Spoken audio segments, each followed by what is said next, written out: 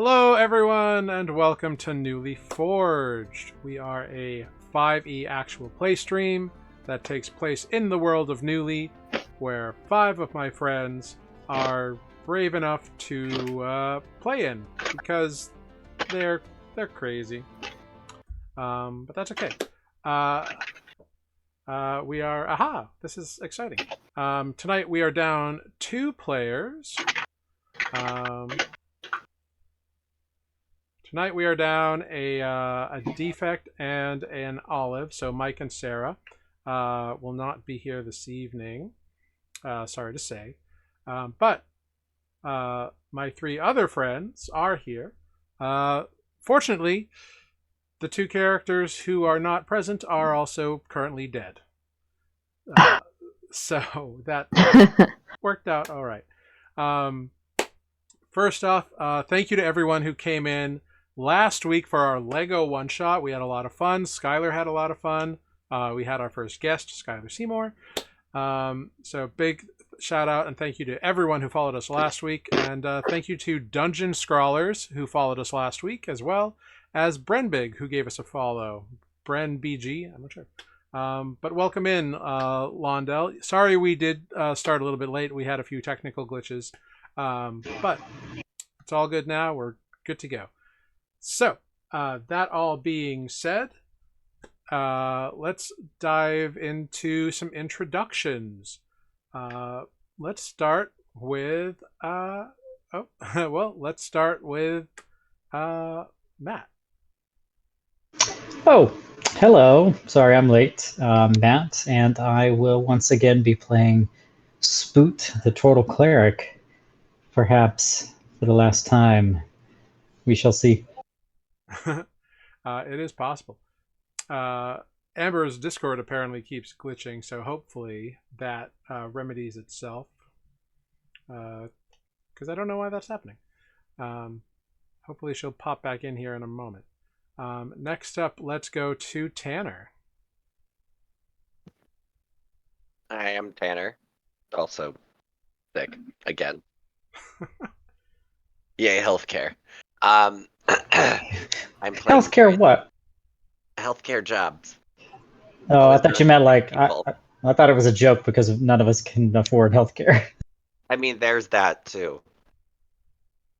Could I go to the doctor? No. What was I gonna say? Oh, I'm playing Nereus, the Azmar Sorcerer.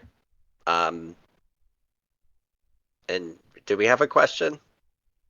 My brain's Oh, done. May. No, I don't think so. I didn't answer it. No, we did not. We did not have a question. But that's okay. It's all good. I'm not sure if Amber can still hear us or not. Because she says her Discord is totally frozen and may crash again. Excellent. So, hopefully, it's in repair mode? Question mark? Probably just needs to download like 14 updates or something. That is a Discord thing. But my name is Jared, and I am your humble dungeon master here on Nuuli Forged. I play everyone and everything else that is not the 5-player characters, which is fun and exciting. And of course, a big happy birthday yesterday to our favorite ASMR, Tanner. So, well done, Tanner. You made Oh it. yeah, happy birthday. I almost missed that, sorry. Thank you. I I'm survived sorry, for 30 years now. I'm glad you got sick after your birthday. How's that? I mean, I feel like it was before because I had no voice last week. Oh. And I kind of just ignored it. Valentina got sick too, which makes me nervous because I'm about to get on a plane and fly across the country, which always usually makes me sick. And I don't need any pre-sickness. I get it. Cool. Well, hopefully we are having all kinds of difficulties. You know what? Let's just go to Legoland again. We were so awesome in Lego World. Only one of us died, but they came right back. Also true. And it was Sarah again. Oh, poor Sarah. Is that just her shtick now? I guess so. Could She was be. playing a pretty badass rogue, though. You're not wrong. Last time on Newly Forged, the world looked blocky. The Lego one shot was a lot of fun, and I think people liked it. Well, okay. Okay, how about now? Well, I can hear you now. That's good. Oh, here it comes. Okay. Okay. All right, all right, all right. Here we go. See how long this lasts. Yeah, great. Oh, fun times. Whoops. Da, da, da, da.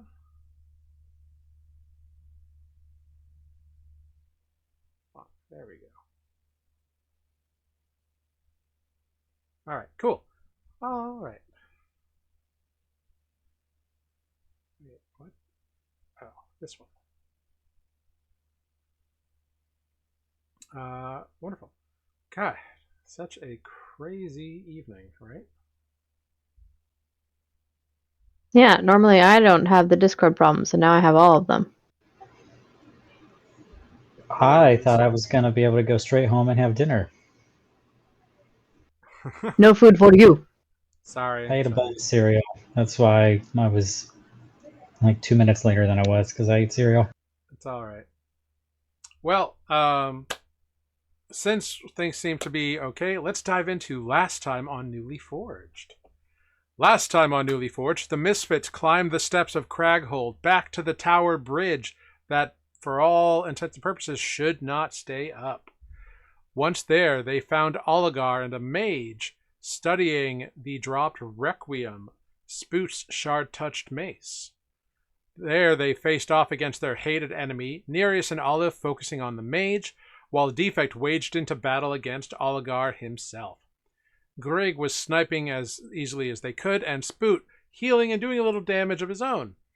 Oligar summoned 2 undead creatures to harass the party, and the battle was intense. Oligar appeared to drop Defect, but Greg stepped in and teleported him out of harm's way, only for a mage's fireball to wash over the entire group again. Chomper, Greg's arcane cannon, killed the mage, stopping Oligar's magical support cold. Nereus was unconscious. Paduk was healing as fast as he could. Paduk, their sprite ally, was getting up the fallen until a second fireball took out the valiant little sprite. Oligar chopped through Olive's elemental form, and then through her half-orc resilience as well. Defect came storming into her aid, but also fell to the vicious Oni. Oligar using his legendary actions to murder both Defect and Olive in battle amidst cold blood. While the others were watching helplessly on, peppering him with spells, Spoot summoned pure divinity, but Oligar resisted the effect. Nereus took a final gamble, casting Disintegrate on the evil Oni. Oligar laughed, but slowly began to dissolve, as indeed Nereus had done enough damage and succeeded in slaying their enemy. A vicious overlord who has harried the party for months became dust on the tempestuous winds atop this bridge, while his armor and maybe 1 or 2 other things clattered to the ground in the dust pile, with Paduk unconscious and Olive and Defect both dead beside a pile of dust and armor. Because there are things happening right now in this moment that are indeed a little rough and time sensitive, we are going to remain in initiative order. So we're going to start off our initiative order.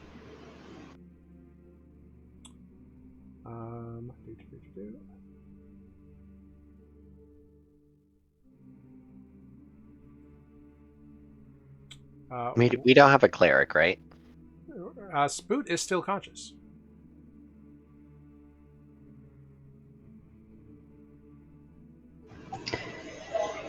Yes. So, it is the end of Nereus' turn. Nereus has just destroyed Oligar. Well done there, Nereus. Thank you, thank you. Yeah, Finally killed that bastard. indeed you did. However,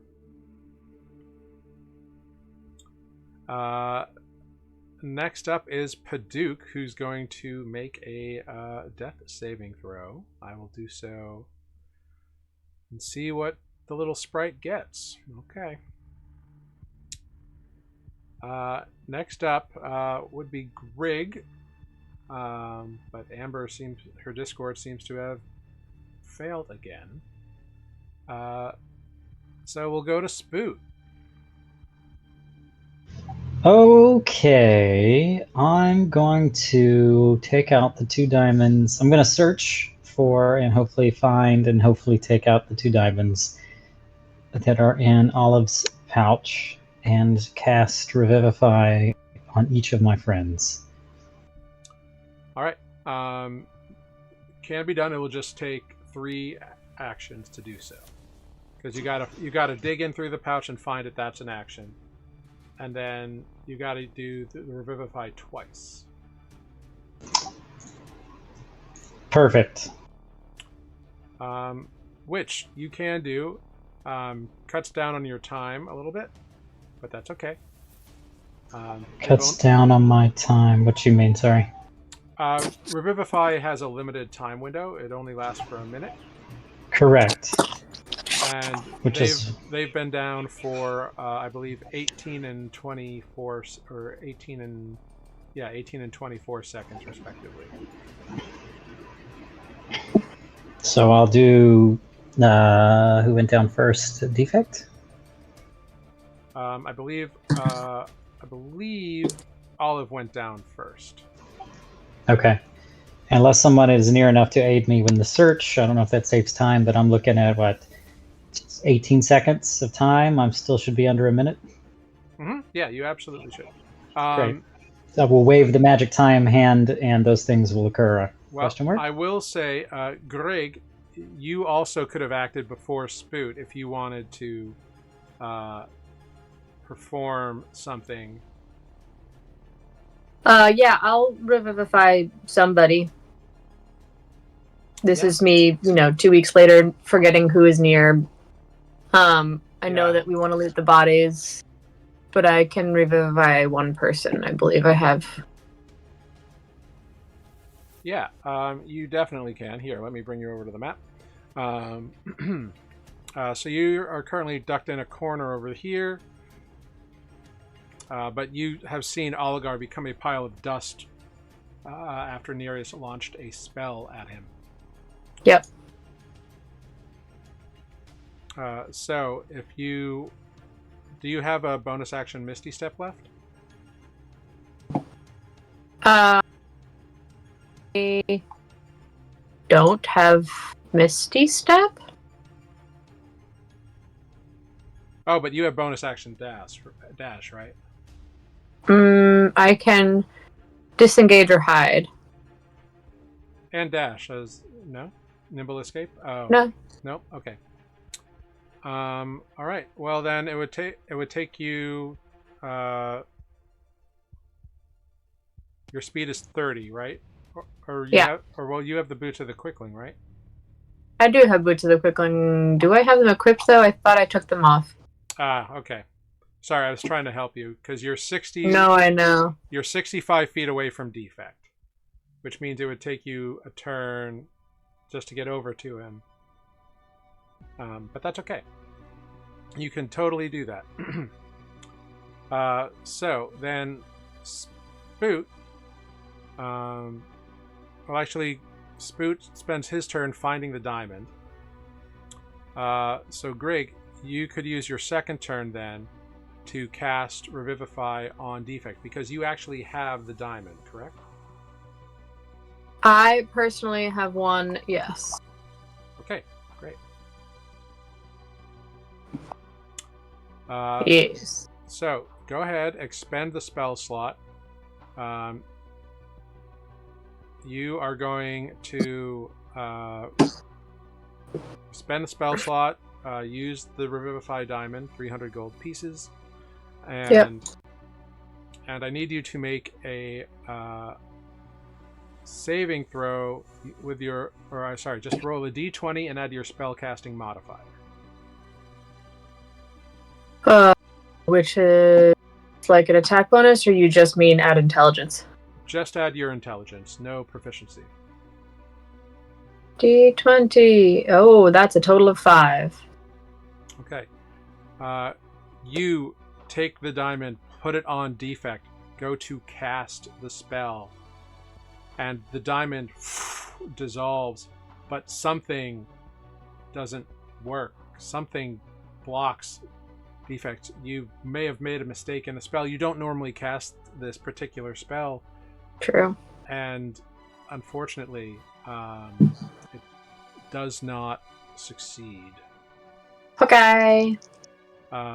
You've played this game enough to know that whatever is preventing Defect's death, whatever it could be, is now going to be a little bit harder to get him back. Yep. And you need more powerful magic. Like I can't try Revivify again? Not on Defect. Okay. However, Spoot has pulled out a diamond, and you could try it on Olive. I could try it on Olive, or he could. Well, Spoot could as well, but Matt's not here to make the roll. Right. I'm scared now. The dice don't like me. You want me to roll it?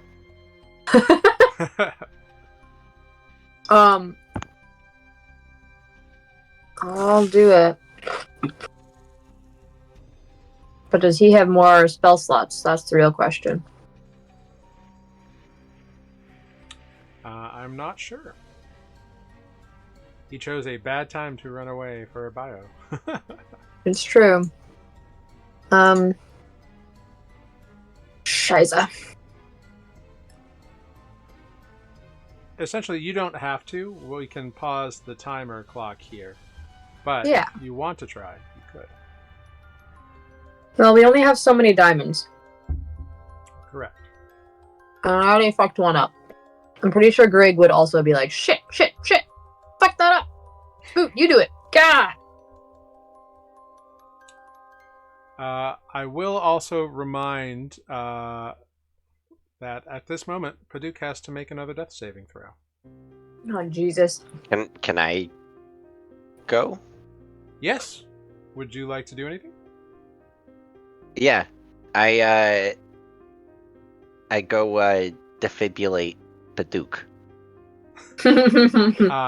Do you cast a heal or something on him? Give him a couple hit points or a good berry or something? No, I have just the Azamar healing thing the healing hands. Whatever Wonderful. it's called.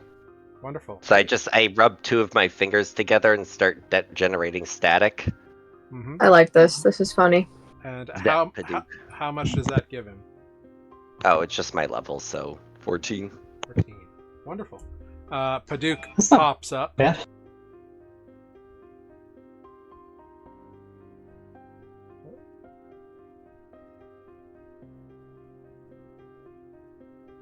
What's going on? I don't know. It got eerily quiet. Okay, we're good. Discord all over the place tonight. Great. I was trying to connect headphones, but it's not letting me. Oh, I'm sorry. Paduk pops back up, thanking Nereus. Oh, thanks, Nereus. But Duke, they're dead over there. Go. Oh. Paduk flutters over. Spoot, you saw Greg rush over, pull out a diamond, and cast Revivify on Defect. However, it did not work. It's going to need something a little stronger than Revivify. But you have pulled out 2 diamonds from Olive's backpack, and Olive is here now. Olive is here now. Well, like her body's there, so you can attempt Revivify on her. I'm speaking to the ghost of Olive. Hello, Olive. Defect's gonna need more than Revivify, so we will be entering the final fight without a defect. That is sad, but I will attempt Revivify on Olive. Unless somehow saving your spell slots would mean that you could do the big one. I cannot do the big one. Okay. He is dead. He died thinking that he had beaten the only boss left in the game. So, R.I.P. You don't know there's not another, or that there's another one. I do. It'd be a Defects. puzzle. Defect / Mike didn't. Maybe it's a puzzle boss. There you go. It is to say. So, Spoot, you can cast Revivify on Olive. I just need you to roll a d20 and add your spellcasting modifier. So, d20 plus your wisdom. Gotcha. Hang on, sorry. I am trying to figure out... I'm just making sure something stupid didn't happen, because Ray's dead is the next thing up, right? Correct, and it's a 5th level, I think? Yeah.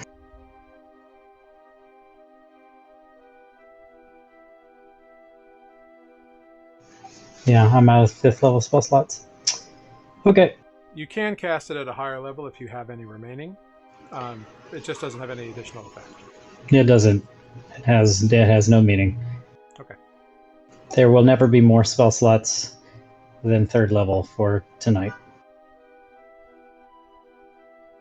Okay, I'm rolling a 1d what plus what?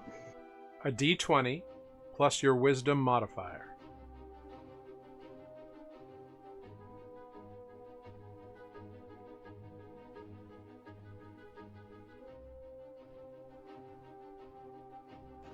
Okay. And that one. Yeah, unfortunately, there was a nat 1 rolled for defect.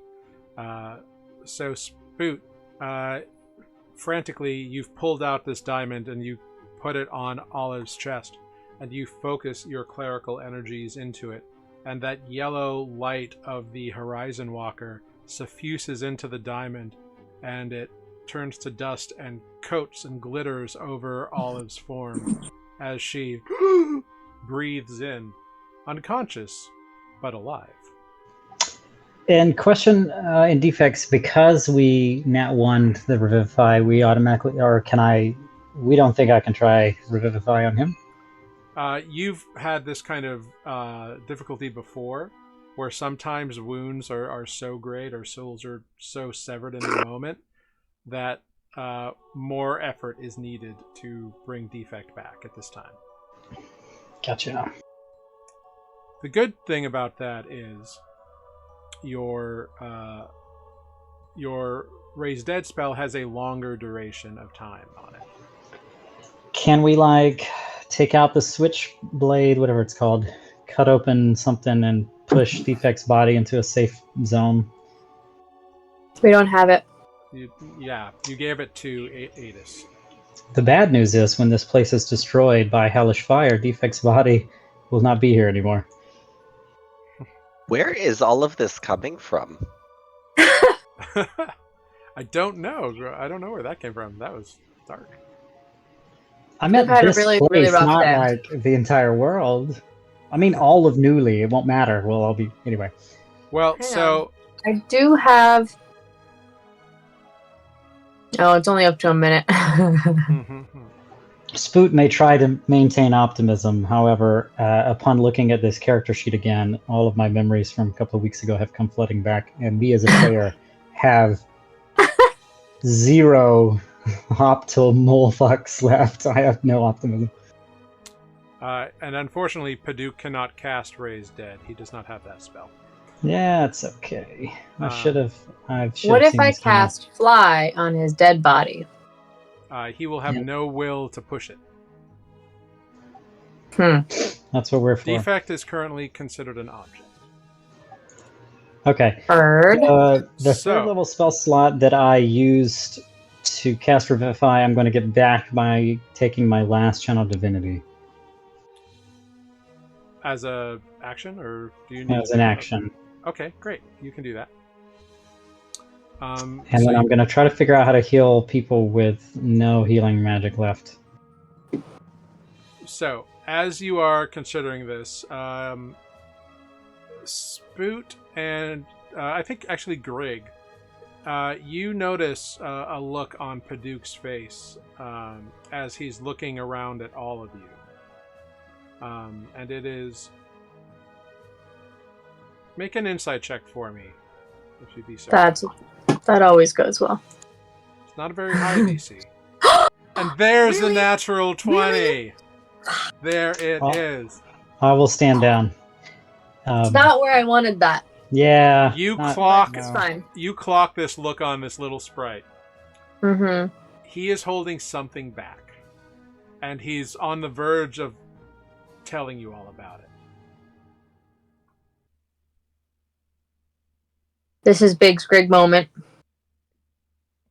Did I just say Big's Grig moment? You I did. might have, yeah.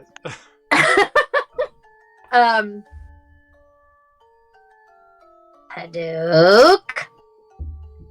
This is me being really patient. What is... There's something... Your face.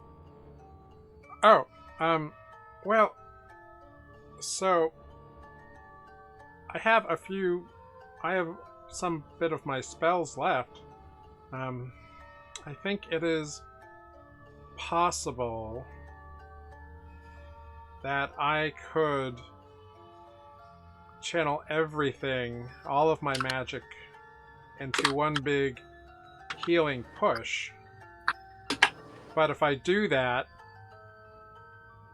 I will have nothing left and I'll be out. It's something the Mistress of Glens has imparted in me. It'll be big, but it'll be all I got. All you got for today, or like? Oh, it'll wipe No. me out for today, and I'll be exhausted for a couple of days, I think. Would it be healing or would it be undeading? It's healing is what I can do. I can raise the dead, but only real quickly, and it looked like you tried to do it on defect and it didn't work. Yeah, I fucked up. It's not your fault. Sometimes the universe or spirits just, they don't attach the right way, or, it's not your fault.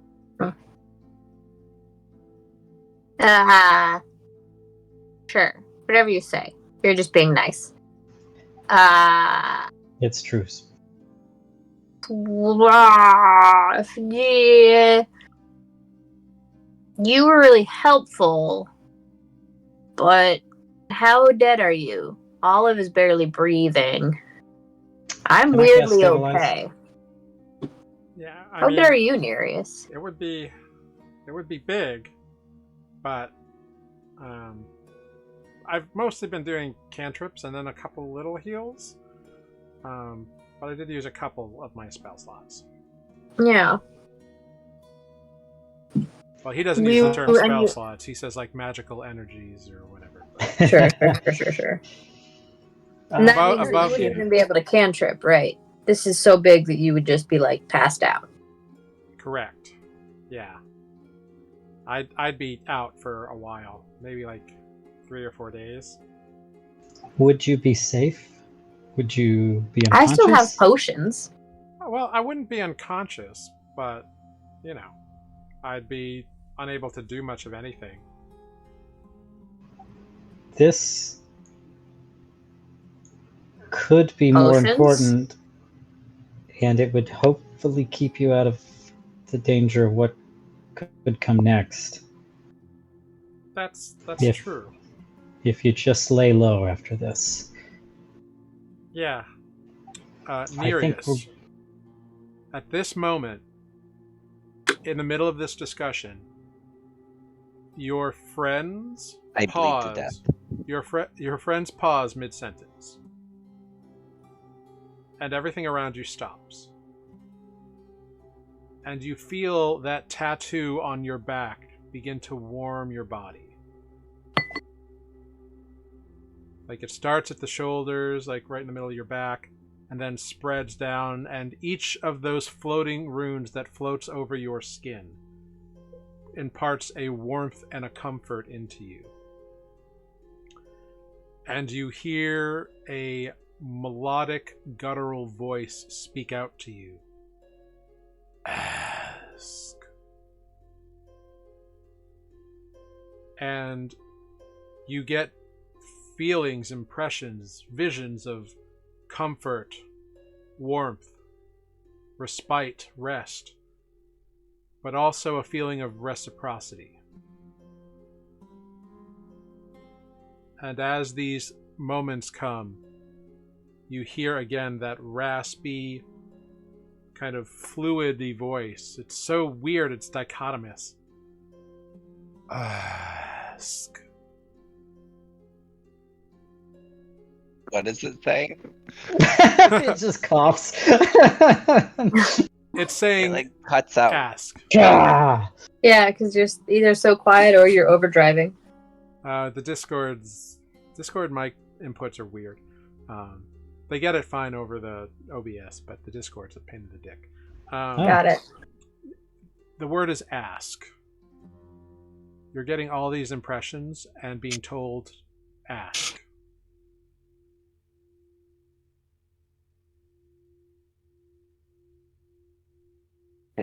Can you save my friend? You see and feel images of smiles, of joy, of warmth and acknowledgement and affirmation, and also a feeling. I don't know how familiar Nereus is with this feeling, but the best way I can describe it to you, the player Tanner, is erotic bliss. What? Tailor-made. I have no idea what that is. Yeah.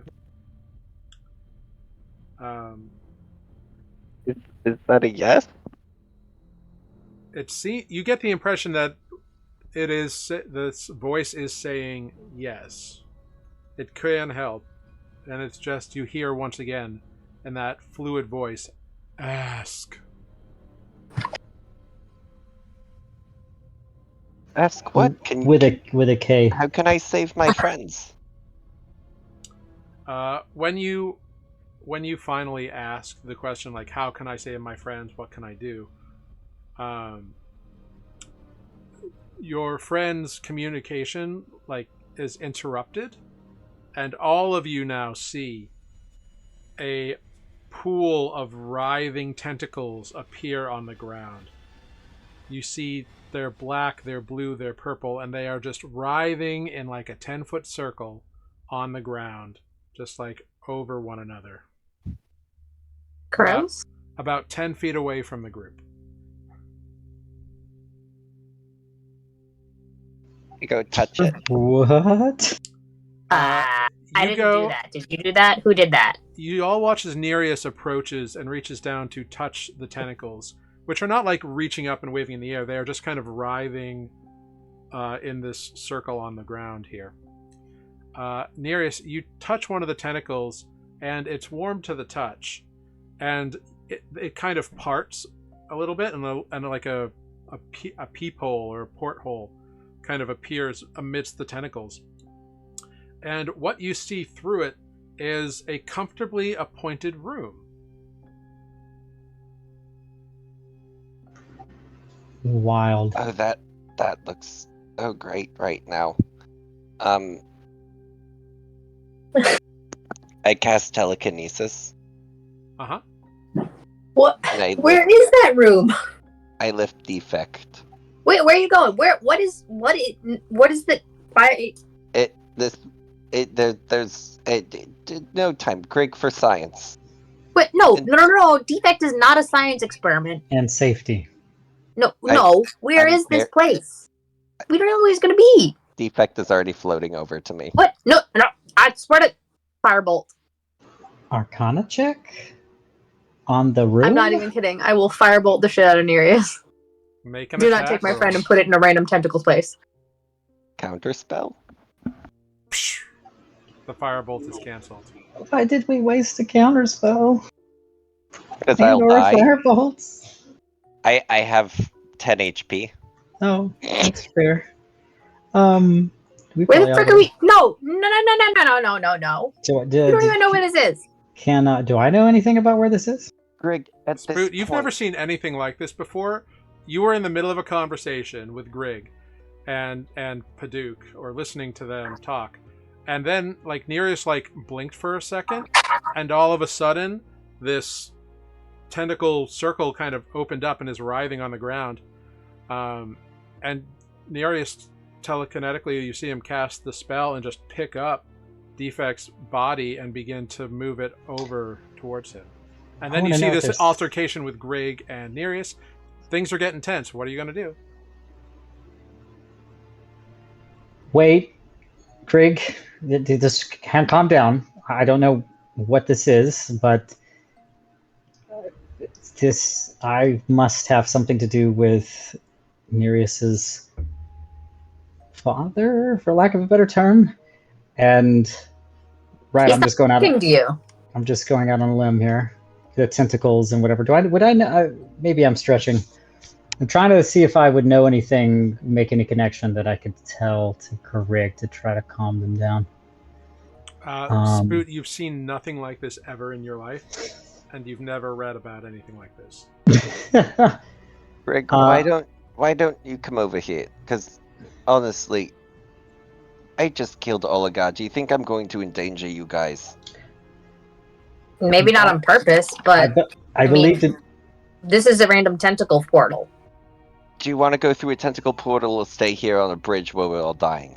Nereus, can you at least tell us about the tentacle portal? I trust that you're doing this to protect Defect's body. I had the same thought, but what is this?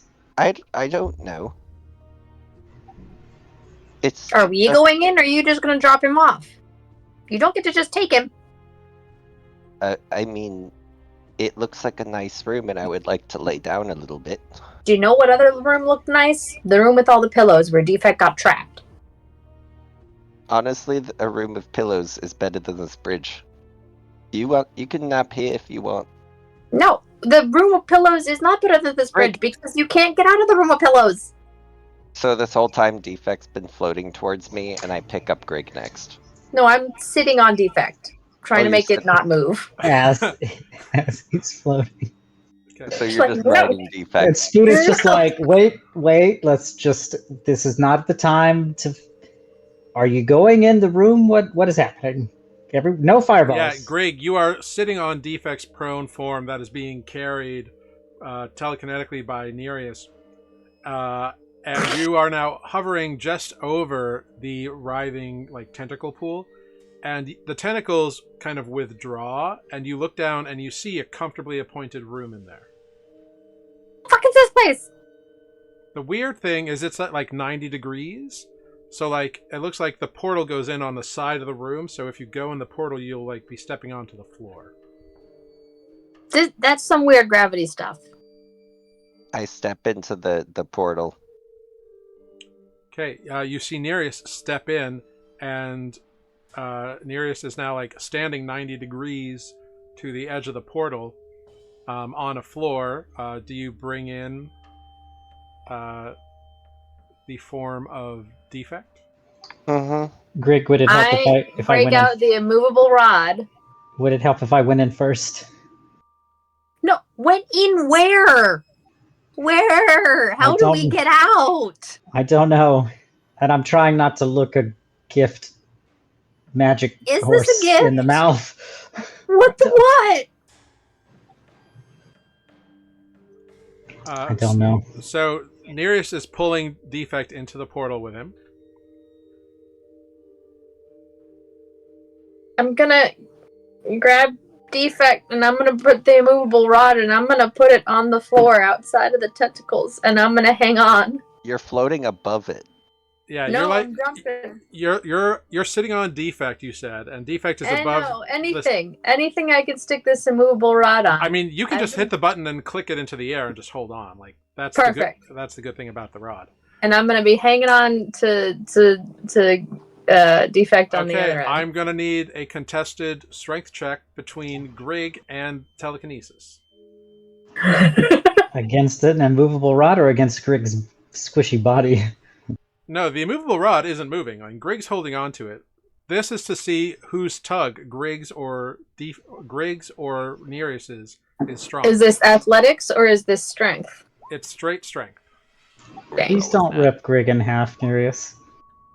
9. I Well, guess I'm not re-rolling it. a 14 will win. You feel Defect's body release beneath you, come out of your grasp, and then you see it floating into the portal, and it is inside the portal, and you are hanging above it. This is when Paduk chimes up. I'm all for, I get it, but we do still have Olive unconscious over here. I'm getting there. I stabilized her. Yeah, she's technically got 1 hit point, but since Sarah's not here, she's unconscious. Yeah, that's fine. God Greg, damn it. why don't you go grab Oligar's shit and help me get that in here too? Nereus, do you think we're I getting am out not of here? convinced on the here, damn it. I need something to help. I want to go with this. I don't even know what it is, but I need something to help Grig out. Anything at all? This came from nowhere. How many places can you think are better than here? I can teleport us. I just need a nap. Did you conjure this? Who's to say you can't teleport? You can't even teleport in there. We've encountered that kind of bullshit. I'm going to... I mean, look at them. They're so weird and pale. And short and stuffy. Fuck you. I'm sorry. It's the angle of the camera. I'm sorry. Spoot has a heart attack and dies. Oh, dang. Brain aneurysm. No coming back from it. Oh my god, it's taking just meant all for of my tentacles. self-control They not were to just short. throw a bunch of spells at warping Defect's body out of that room. It is only the Amber, the player, doing that. Nereus, you did get feelings of like warmth and safety and rest and all this stuff. And perhaps... Actually, Perhaps I am curious. Can I use my new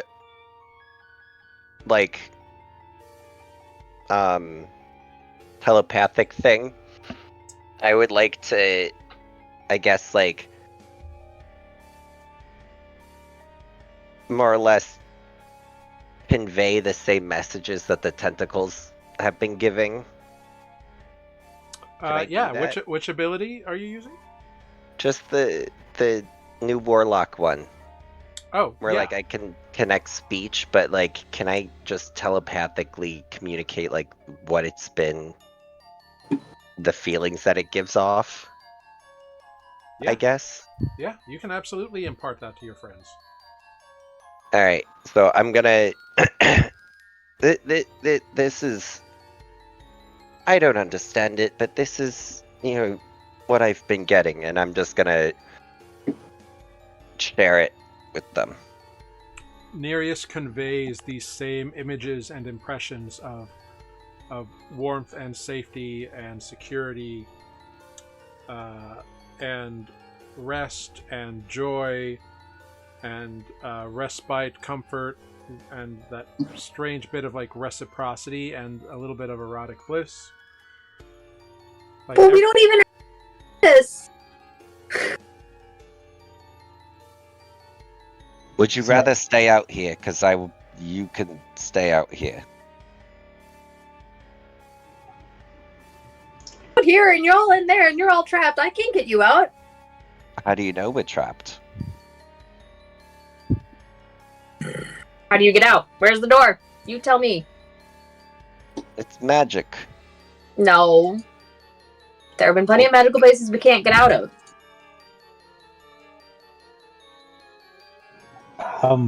You can either decide to trust me, Ugh. as you have been this entire time, Mm, and me never leading you astray, mm. or you can choose to not believe me, Spoot.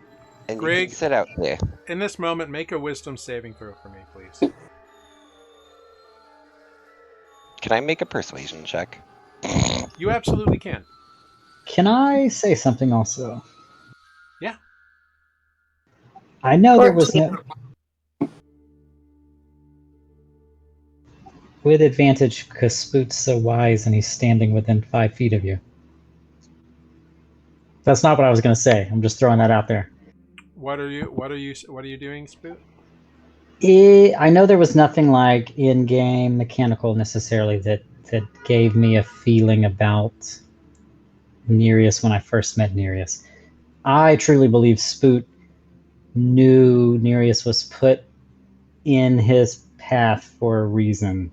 So using that knowledge and conviction, I would like to say that to Greg, like, I know this is hard to explain or understand, but I know that I knew since the moment I met him, even if I didn't know how to say it, that Nereus joined us for a reason. And I believe this is something else that we need when we need it, because it's pretty rough right now. And I want to believe that this is happening to aid us. And then you hear boom, boom, boom, when he says, I want to believe. Nereus, you can have advantage on that persuasion check. Not that you need it with a 25. Let's just for shit. Yeah. Do a roll and see what you get. It's 29. Okay. Mildly better. So, Greg, in this moment, you see a battered, bleeding Nereus asking you to trust him for all that you've been through.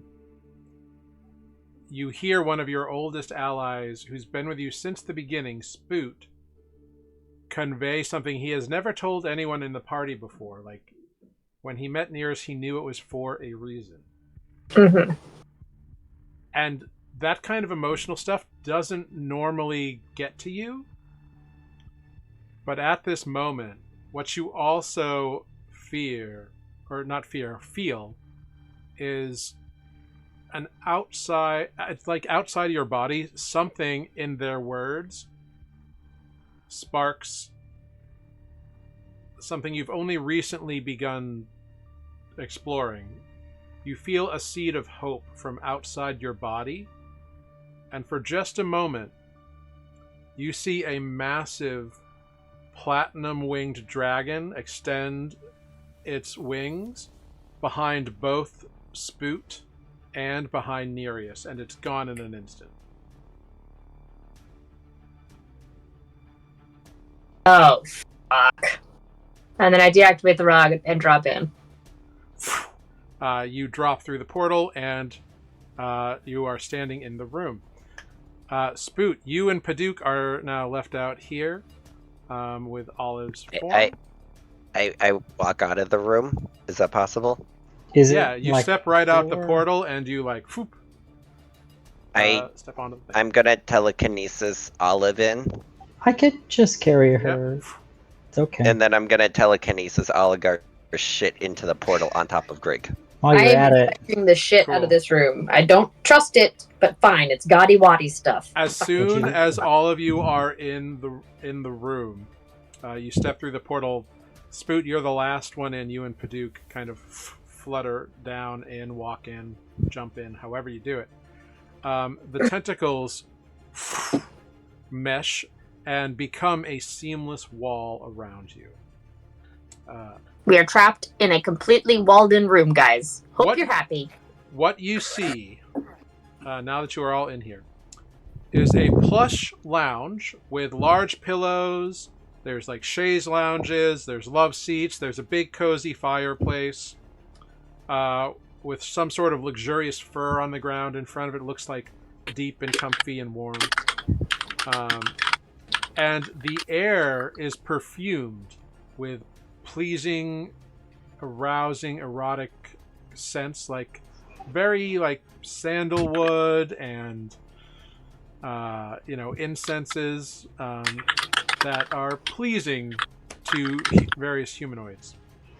yes, every time I take a whiff of sandalwood, I think, Look, never mind, I'm not going to finish that sentence. Just shut up. No, I'm sorry. I love it. I think Spoot's just like way out of his comfort zone now. Yeah. The room is perfectly round and has like a domed ceiling. The color scheme in here is like soothing blues and purples and black edges. Just like it's a soothing environment. It's like a hospital repair center kind of deal. Repair center, or whatever, you know what I mean. Around the room, 7 doors can be seen, and they just all sort of appear as you're looking around the room. There's 7 doors. Out of one of them emerges a figure. A beautiful humanoid with scintillating opalescent skin and luxurious multi-toned hair emerges from one. And in a sort of melodious, beautiful voice that like rises and falls in flowing pitches. Welcome to the Blissful Escape, where we offer an elite moment of respite for a specific clientele.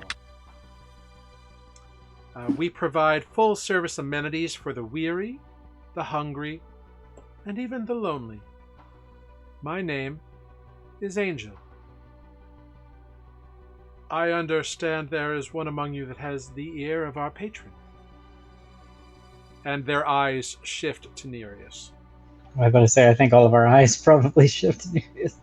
This is my face the whole time. This is Grig's face. You are, of course, welcome to rest here. However, we do require payment in the form of a service. But perhaps such payment is best discussed privately. I'm not sure how open and communicative you are with your friends. Looking Very straight at you, open. Nereus. Very well. We can discuss this first privately. Can I have a bath? All things in their time. How does time work? First. We are in a special dimension. Time here passes as it needs to. In the material realm where you came from, barely a moment will have gone by when we are done with whatever conversations we are going to have. And you can guarantee this. We'll go right back. I've been here for quite a while, and it's always been the same.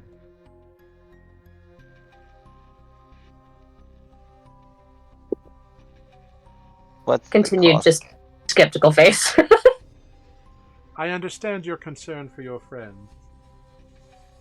If all this can be worked out and all the I's dotted and T's crossed, there will be no need for worry.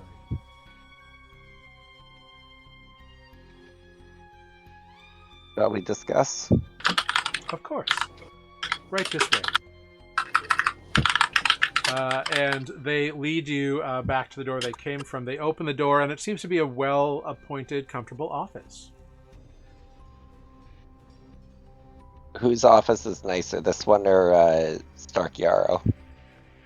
Very different vibes.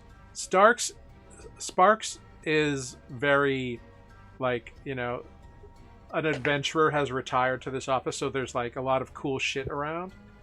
And very, you know, there's like daggers sticking out of things and whatever. This office is designed for comfort and ease. There's like an aromatherapy candle on the desk.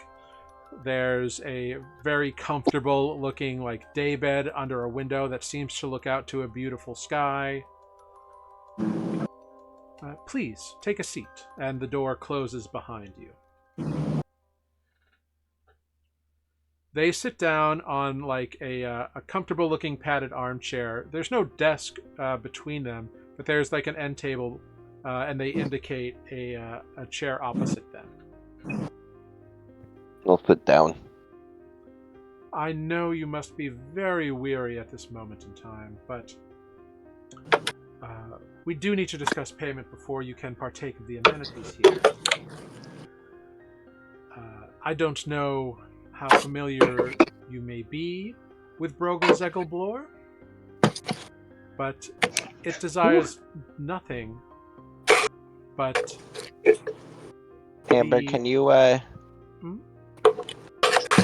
feedback? Can you mute your feedback into the? Yeah, I think when you're typing, it's just like all because it's picking up everything. So you might just need to mute momentarily.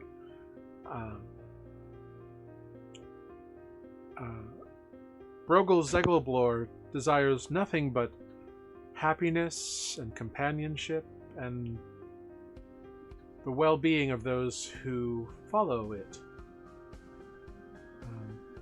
As such, we provide all the services for rest and relaxation one could desire or require. However, I don't mean to be indelicate, but I don't know how open you are with such adventures. The price is that you must spend the evening with a partner of your choosing from amongst an array of willing participants that we will provide for you to choose. Spittle guy. Each of this, or is this a payment that is made No, by no, no. one? This is no fiendish or fey trickery beguiling instant. That's not how we run things. We're very open. It's all about consent here. You consenting to this arrangement will allow you and all of your friends to rest, relax, partake of sustenance for the duration of a long rest, whatever you desire. We just need you to enjoy yourself with a partner, or partners, if that is the way that you prefer to engage. We have a variety of individuals who can satisfy whatever needs you like. If you are in agreement to that, we can discuss details. If it is not something that you are interested in or willing to do, we will send you on your way. No, if this keeps my friends safe, then I have no issues. Very well. So we can narrow down a few things. Please, what sort of partner or partners would you be interested in? I never really thought about it too much.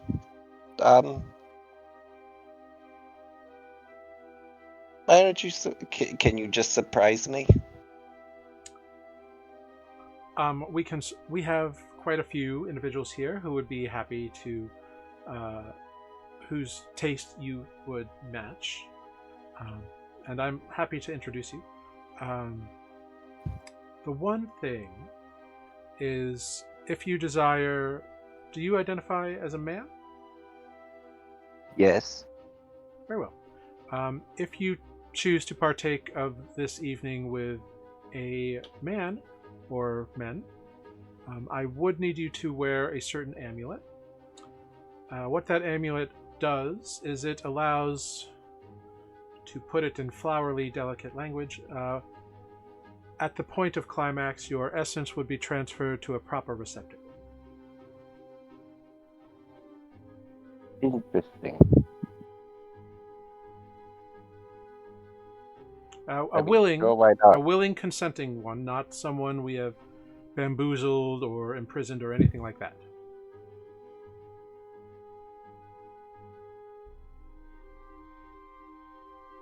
Already been. Well, Spoot's just disassociating. He's just like taking. you're not his- here, so you don't hear none of this. Oh, really? I thought we were all in the same room. Nope. No, I left you it's guys just in the... Nereus. It's just Nereus in the office with Angel. That's it. Oh, then we're all Yeah. like, what the heck is Greg going? is still just like looking We're around the just room, looking for squirming traps, taking around, like- distance. Spoot's like twiddling his thumbs, going, "It's gonna be fine. It's gonna be fine." I'm looking for Well, traps. well, Spoot has some work to distract him. I left you Oligar's things. We should. Yeah, that's a great idea. Thank you, Nereus. Well, You can occupy your time. And she produces an amulet that is just a simple, like, silver chain with a circle kind of deal. There's no big inscriptions. There's nothing particularly ostentatious about it. It's very simple and very modest. Would this prescription, depending on your choice of partner, be acceptable to you? Yeah, this is all fine. Very well. Would you like to make your selections privately or in front of your friends? We'll just handle. Can we handle this after my friends get situated? Privately. We can certainly handle the details privately, as you have agreed to all of this. Yes, we can get your friends taken care of if that is your primary concern. Yes, I'm more worried about everybody else first. As soon as we have them kind of more or less starting to get situated, at least, then we can discuss. Very well. Let us rejoin your companions. And the door opens as Angel and Nereus exit the office, and the door closes again. Good news, my friends. We have come to amenable terms for your rest. Each of you may, of course, choose any one of the doors here. Each will bring you to a room suited to your needs, where you can rest, recuperate, relax. And once you have done that, we can provide you with sustenance. Unless you would like to taste sustenance first. Greg really does enjoy sweets. I'm not Well, going who doesn't? anywhere by myself. I'm not letting any of the rest of you out of my sight. Well, each of the rooms is normally for up to 1 or 2, but if you would like to all share a group room, that is doable. No. No, inside check on the no. Make an insight check. That's too good to pass up. Where is inside? You would think it is alphabetical. Yeah. Oh god. 28. Nereus, make either a perception or persuasion roll. Oh, Nereus is just avoiding Spoot's eye contact completely. Okay. You see Nereus say no, not even looking at you, and just shuts down the whole option of a communal group room. Spoot clutches their pearls. Oh god. I don't know. You also know that Nereus had to share a room when he was a kid, so maybe he doesn't like doing that anymore. Yeah. I will just speak to Spoot telepathically and just... There are some things that I had to agree to that I do not wish you all to be present for. Are you okay? Is this gonna... Is this going to be okay? I'm okay. I'm more worried about you all. Am I able to talk back? Am I talking back? Can No. you hear me? I can hear you, but I mean, I'm talking. Everybody can hear you, but I'm speaking directly to Am I you. just talking out loud? Yeah, so Nereus's voice is in your mind, but if you try responding in your mind, the Nereus outside doesn't get it. voice. It happened again. What are you talking about? No. I don't know. It seems as though there's some consternation or confusion. Nereus has expressed the interest for a private room for himself, which is fine. If the rest of you would like private rooms or to work in duos, that's acceptable. I'm gonna go out on a limb and say private for everyone. Nope.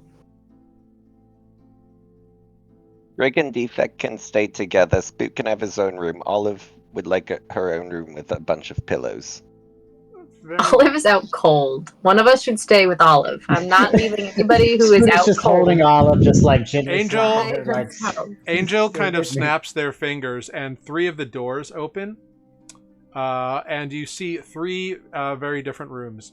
One seems to be a room, Spoot, exactly like you would want it to be appointed. One seems to be a big, comfy, plushy room full of pillows and beds and duvets and comforters for Olive. And then another one seems to have a couple of beds that are sparse and utilitarian, exactly what Defect would like and what Grig would expect a room to be. I am going to use telepathic bond. Okay. Be like, fine.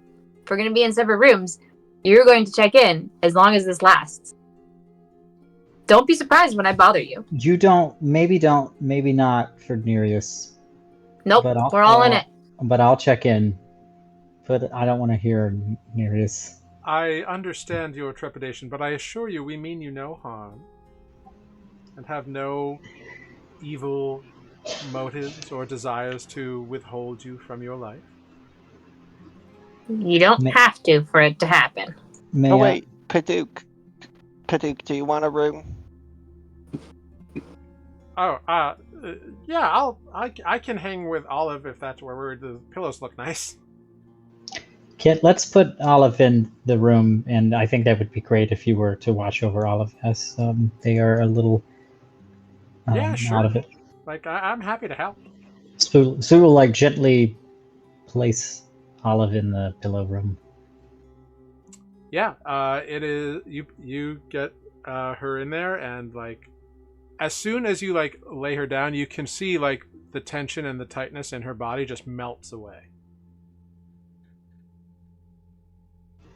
Okay, I'm feeling a little better. I'm guessing the room catered to me. It looks like a swamp, and I'm about to take a mud bath. Is that what's happening? Yeah, there's a big like mud like one of those mud tubs that's like warm mud is in there. Yeah, like right next to a koi God. pond. Oh, or I was imagining Spoot's room would be just like the Library of Alexandria or something. Oh, I think one or the other would be fine. There's definitely an array of there's definitely a few bookcases with various tomes. Yeah. It's a mud bath in the middle of a pristine library. Yeah. Yeah.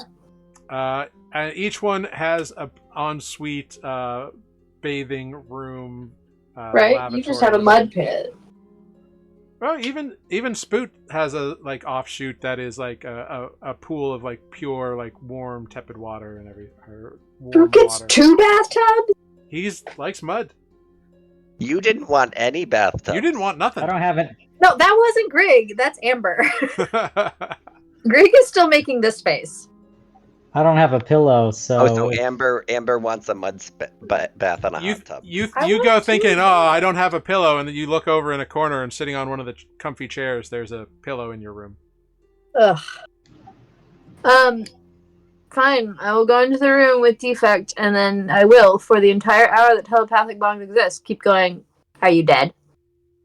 Everyone's alive, right? We're going to hold Anything on weird that. yet? So Nereus, once your friends kind of choose their room, Angel kind of looks at you with a smile on their face, and they are beautiful. Well, shall we get down to business, as it were? I repeat, don't check in with Nereus. Couldn't check in doesn't mean that there's any response. Remember when I did sending to Adis? The doors close on all your friends' rooms as they go to take baths, ready themselves, clean up, sit in perpetual obstication, whatever it may be. You see, Paduke is very happily exploring the new digs, as it were, when the door closes. Well, right this way. And you see another door opens, and about 8 or 9 individuals emerge and kind of take a seat, or take seats at the various kind of seating in the room. And you are standing with your back to the fireplace with Angel. As you can see, we have a wide variety of friends here who would be happy to help you out. By all means, feel free to talk and make your choice or choices. And you see, like, there's a very tall, muscular, kind of red-haired, bearded human man. Looks like maybe someone who like works out a lot or does like heavy lifting, like a farmhand or a dock worker or something like that. There's another there, a kind of smaller, younger looking human man. There's a human woman who's like very thin and slight. There's a half elven woman who's a bit rounder and more full-bodied. There is a tall Goliath woman with like massive muscles and a very adorable smile. There's a tiefling male there. There's a tiefling woman there. There is a human, or mostly human-looking individual. It looks like they may have a bit of mixed descent heritage in them. But they are of a much like darker skin with slightly pointed ears, but not like half-elf pointed. It's a little unsure. But they do have eyes that are the color of like deep water. There's a very well-dressed goblin individual of indeterminate gender. And there's a large, muscular, kind of like, the best way I can describe it is like daddy bear. It's like a muscular, but he's got a big gut. Kind of man with like tan skin. These are the first round of applicants. If any of these are to your liking, you may feel free to chat with any of them.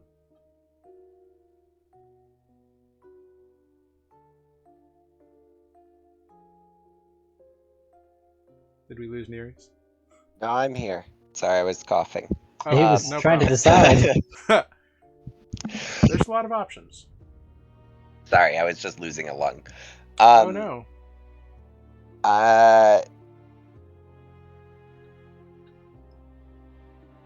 I think just being as exhausted as Nereus is, I'll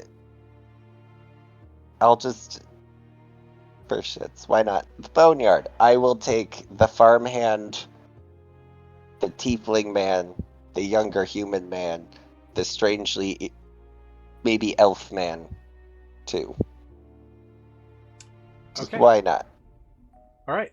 You select your partners. Everybody smiles, and they're all very nice and very cordial to you. You have some small talk.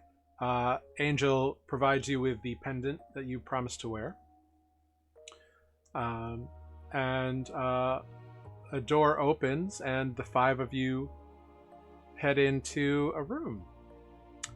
And the door closes, and that's where we're going to take our break. We're going to take a 5-minute break right here, and we'll come back to see what goes down here in the Blissful Escape. So we will be right back. Thank you all so much for sticking with us, and sorry about the technical difficulties we were having earlier. But we will be right back in 5 minutes after this short rest.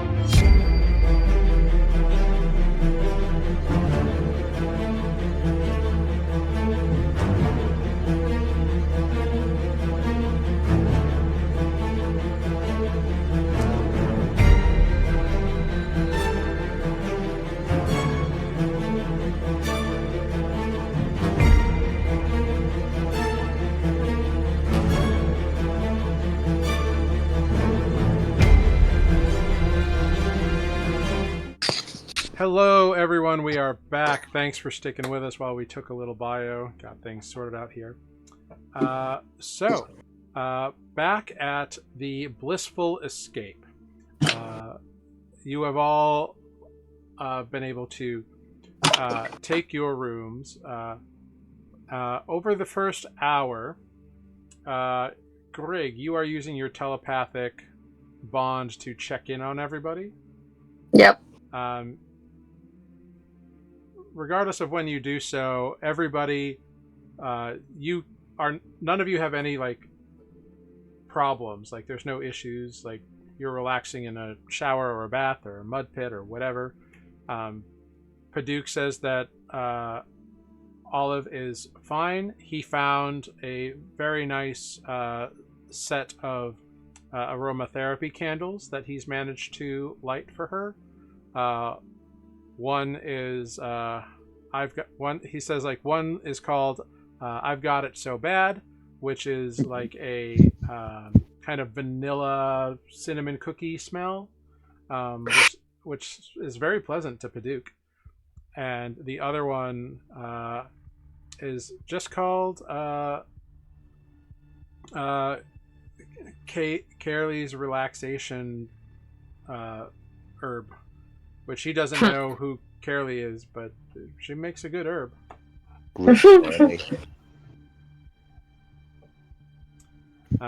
But so he's got those going, and it's kind of working together, and so he's having a good time. He says that there's a little hot pond for him, like one of those. It's essentially like a whirlpool tub, but it's like his size. So he's having a good time with that.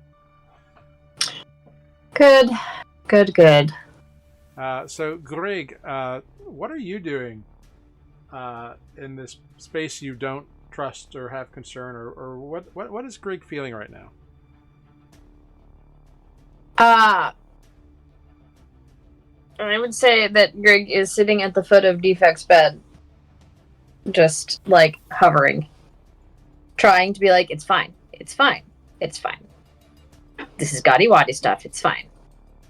But obviously still checking up on everybody and all that stuff. Greg is trying to talk himself down, but Greg's a little amped. Understandable. Probably like absent-mindedly fiddling with a bunch of wire and like being like, okay. Everything's fine. I'm just, sitting here with Defect's dead body in what amounts to a brothel.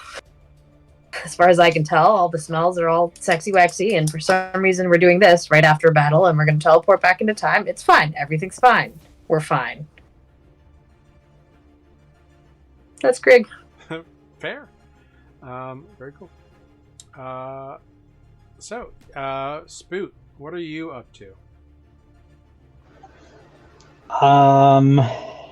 And I will say that you have Oligar's armor, and so the stuff that you got that was not turned to dust by Nereus's attack was specifically Oligar's armor and a silver bracelet that has a diamond in it.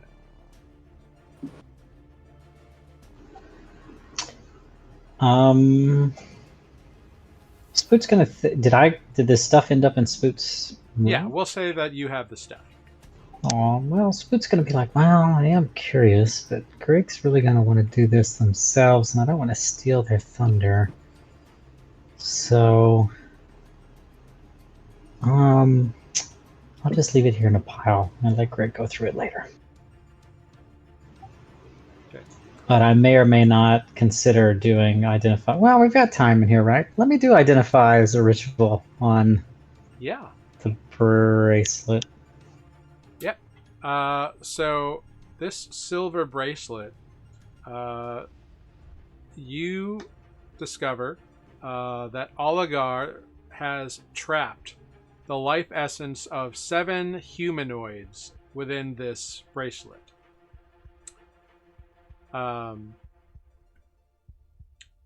As an action, a creature can choose to release all 7. It's all or nothing, which will heal a creature within 30 feet 70 hit points. But the souls of those victims will then be bound in some fashion to the creature who receives the healing.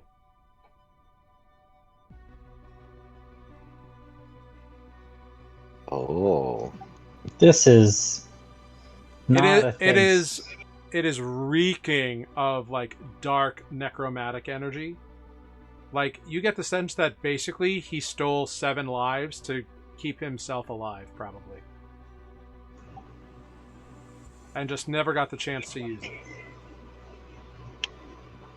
Good, I guess. That's right, he didn't. He was going to. It was going to be the next thing he did too, but you fucking disintegrated him. Disintegrate. Spoot ponders, is there any way to peacefully release these poor souls? The identify spell doesn't tell you that specifically, but it seems like the only way to release them is to, do the thing, break the gem. But then they're bound to the person? In some capacity. You don't know what that means. It doesn't explicitly say. So it's better if it's one of us? Spook will wrestle with this morally and then try to relax and take his mind off it in the mud bath. And reach for a book on the wall. I don't know. He's like going on faith here. Everything else has been perfect. He's just going to hope that the book he grabs is what he wants to read. Roll a d10. Copy.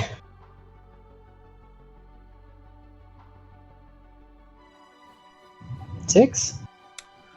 So what you pull is a how-to book. Specifically, it's about like how to craft like ornamental baskets out of reeds or heavy grass stalks or palm fronds.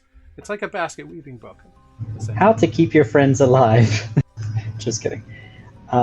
Step 1, don't try to save the world. Okay, well, great. I'm going to read about basket weaving and get myself a new hobby when we all survive, he thinks to himself, optimistically. The armor is still there if you want to identify that as well. Ah, shoot, why not? We've got time. I'm sorry, Greg. I'll not spoil it for them. Maybe let them do it. You always do the whatever it's called. Identify. Yeah, but you have it too, don't you? I've stopped prepping it because you can do it without having to prep it. That's true. Yeah, it's always there. Okay, great. Let's do it. Great. Oh, I forget I have to touch to identify, so I'm like gonna feel icky after touching the bracelet. It is cold to the touch, but otherwise it doesn't like feel like anything.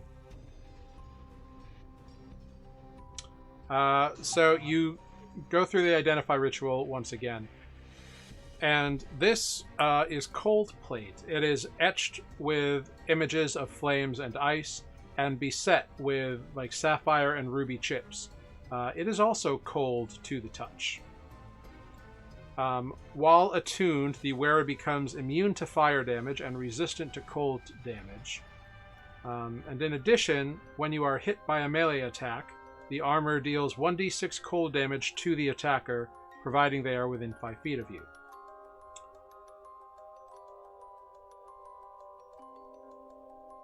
That's hot. And cold. And cold. Hey! Fist bump. It is plate armor, so only people who are trained in its use can really get the most out of it.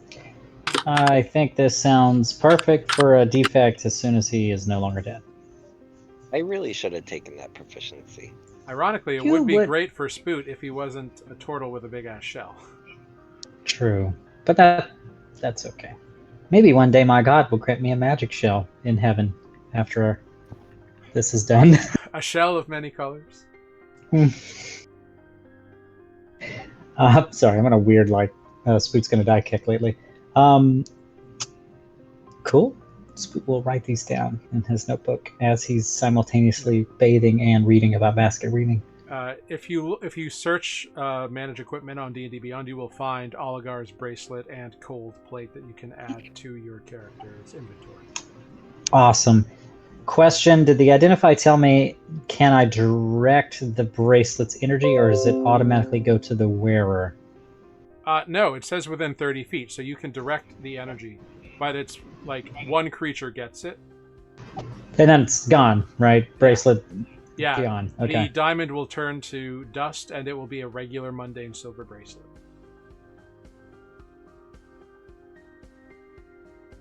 Okay.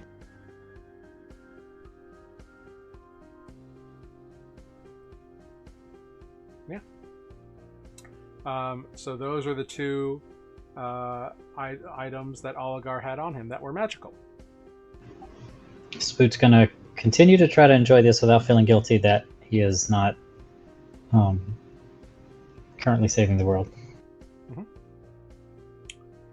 Yeah, so you all get rested up. You can take a full rest if that is what you want to do. You can apply a long rest. Question: do we have in our possession? Question to the party: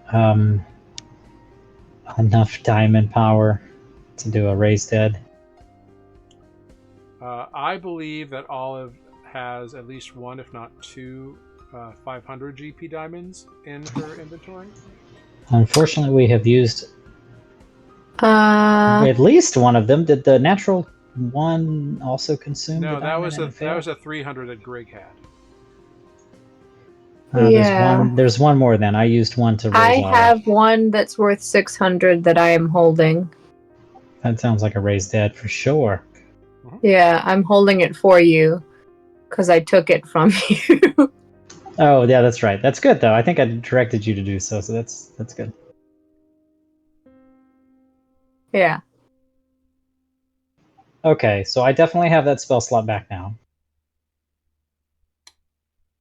Great. So everybody can apply a long rest.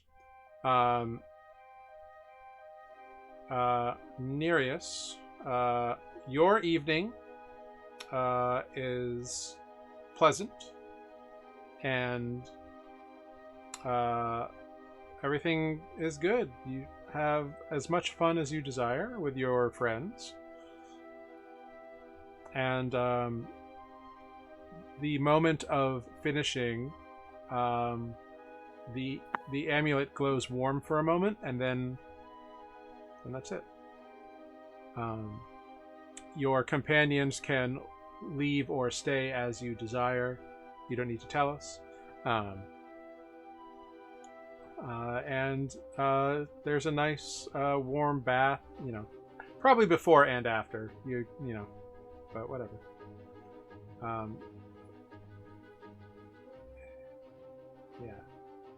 So one of Olive's diamonds has been used, which I have updated on her character sheet.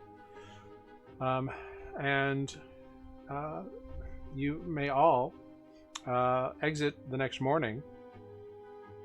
And the room is still the same. There is a large table set up, like a round table kind of in the middle of all the seating in front of the fireplace. Angel is there. Welcome. We have prepared some sustenance for you as well. I do hope your stay was pleasant. Yeah, I actually did enjoy my mud bath, Greg. How were the pillows? I don't know. I didn't use them. I fell asleep at the foot of Defect's bed. Well, okay. That's a good sign, right? Continued And staring. I'm gonna decidedly not ask Nereus how their night was.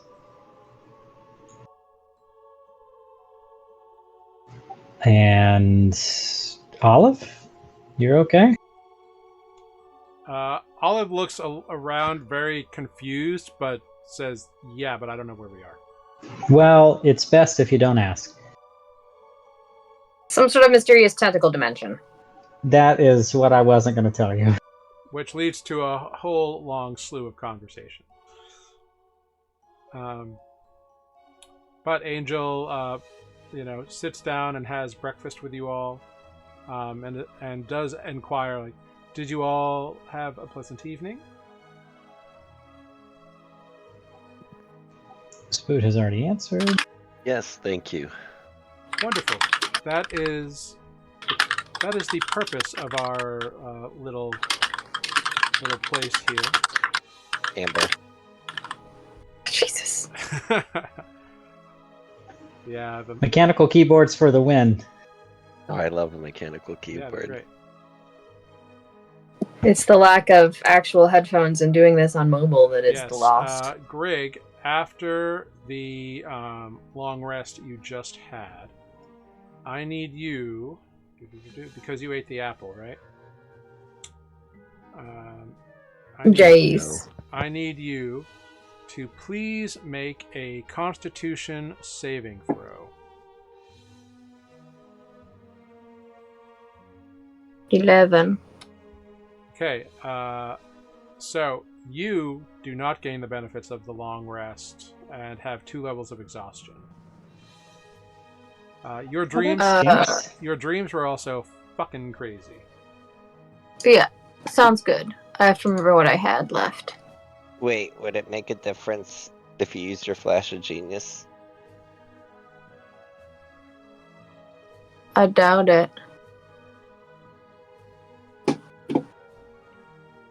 It would just be a 15. Yeah, that DC's 18. Yeah, the DC's Oh. 18. It's a very powerful Fey thing, so it's got a high risk to it. The problem now is that I did it already, and now I'm trying to remember what I did. I still had my 4th. I think this is close. Gotcha. We'll go with that. Great. Cool.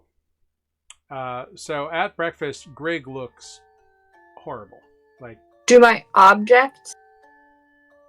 your objects are fine. My but- objects still reset. Yeah. Just it's spell just casting. you. Yeah. Right. You had, I think, all your hit points anyway. I did. So you just have not regained spell slots. Cool. You're just exhausted. Yeah, and I have to remember what that means. Don't so try to run. ability rolls are at disadvantage, and your speed, I think, is reduced at level 2. Yeah. Okay, cool. But you can see that Greg did not sleep very well. They are red-eyed, and Angel looks concerned. Are you all right, Greg? You seem as though you did not get the rest you should have. Should I have? Really?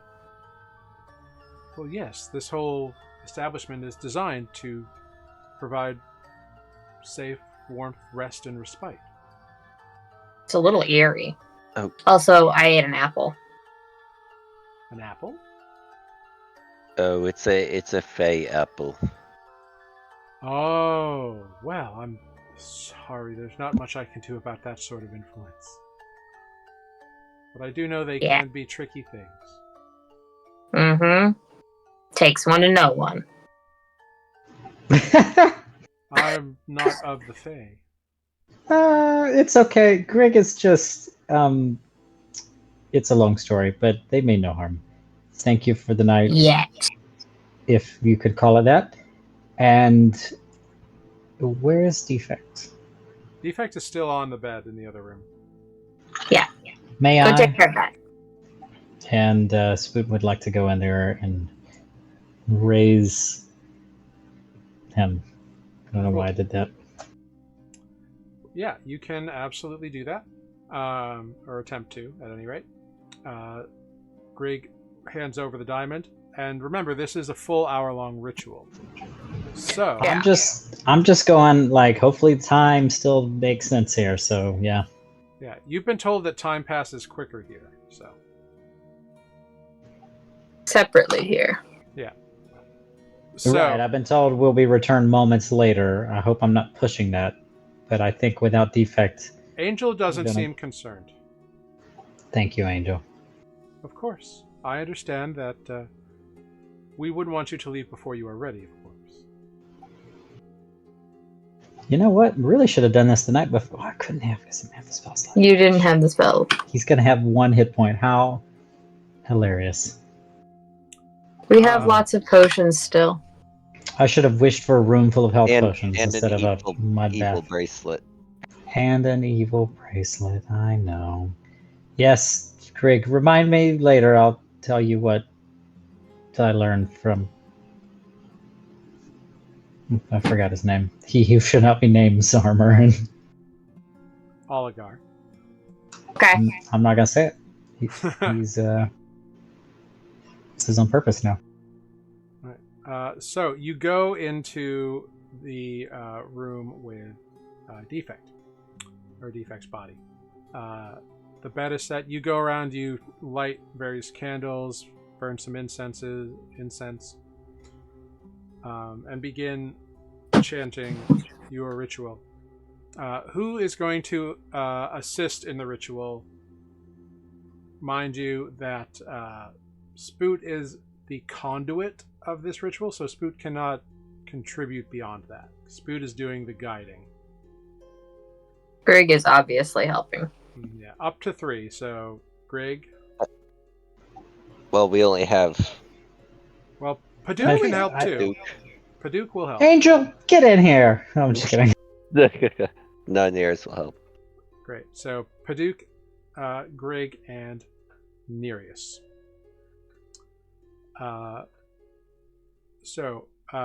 Spoot, you begin casting the ritual. The diamond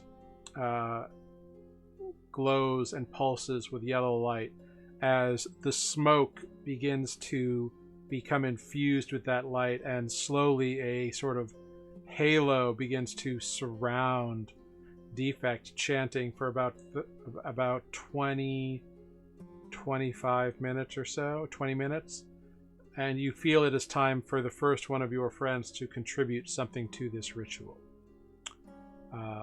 Who will contribute the first bit of the ritual?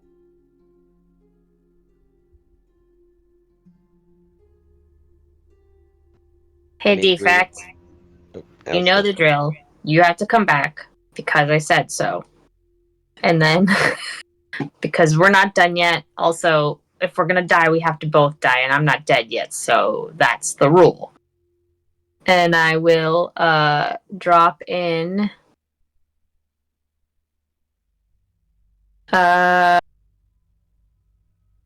the silver brooch we found on the Dragonborn dead guy way back when. Okay. One of my preciouses. Okay. So what skill are you using to do this? Oh, right, it's a skill, it's not an object. I don't know why I thought it was an object. It's all right. I like I'm making a magic potion. It's been a while. I will say, if you burn one of your precious items, if it has a gold value, or if it's like a piece of jewelry or something, that will help. Well, yeah, that's fine. I will melt that shit down. Silver brooch is gone. I am definitely using Charisma. yeah, that was an idiotic choice, wasn't it? And then I'm gonna go into a long story about, remember that time that this happened and you didn't die, and so you can't die now because this was way not as cool as that time. And can it be history?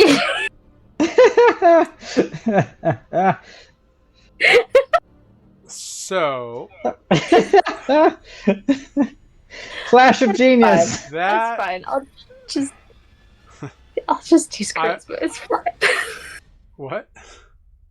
I forgot how to do everything. Don't worry. It's okay. It's been a long time since I've done this too. I'm just glad I'm the conduit. Yeah. So, I will allow you to do history. I will remind you that because of your exhaustion, all your skill checks are currently at disadvantage. Yep. And I can't cast guidance because I'm currently preoccupied. However, you're burning this silver brooch. How much is the brooch worth? Does it have a value? We never actually got it valued, unfortunately. It's the one we found on the Dragonborn dead guy. However long ago. On the dead Dragonborn guy. Which dead Dragonborn? I think it was like a skeleton or something when we were investigating.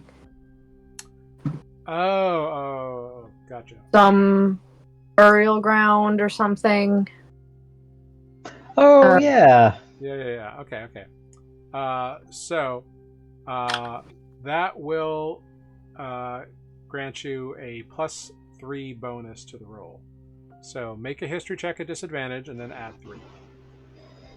Yes. Okay. Yeah, this Dragonborn skeletons. It's a long time ago. That's why it's history.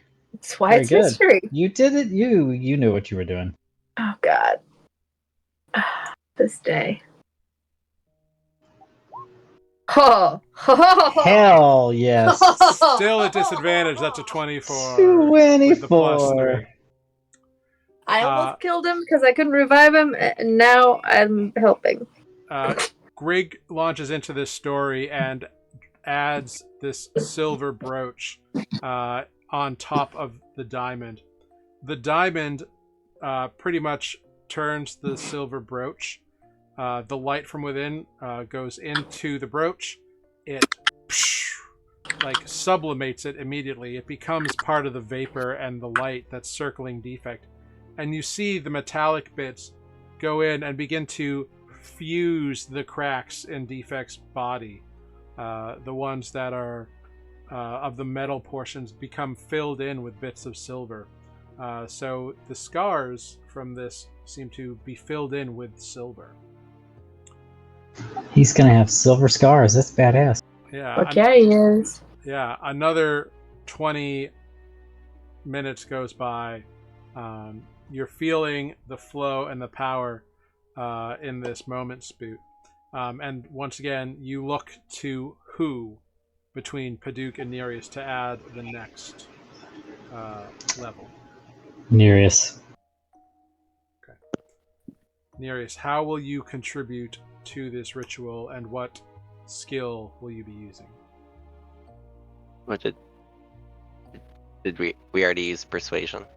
No, we didn't. Nope. History. Nope. History was done. All right.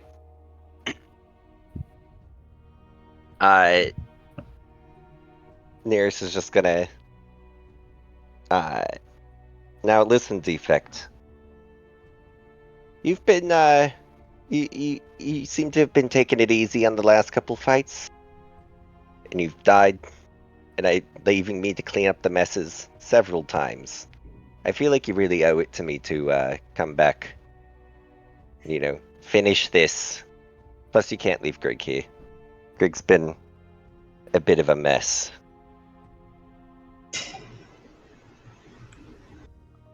You call this out to Defect's soul, or whatever, and go ahead, make a persuasion roll.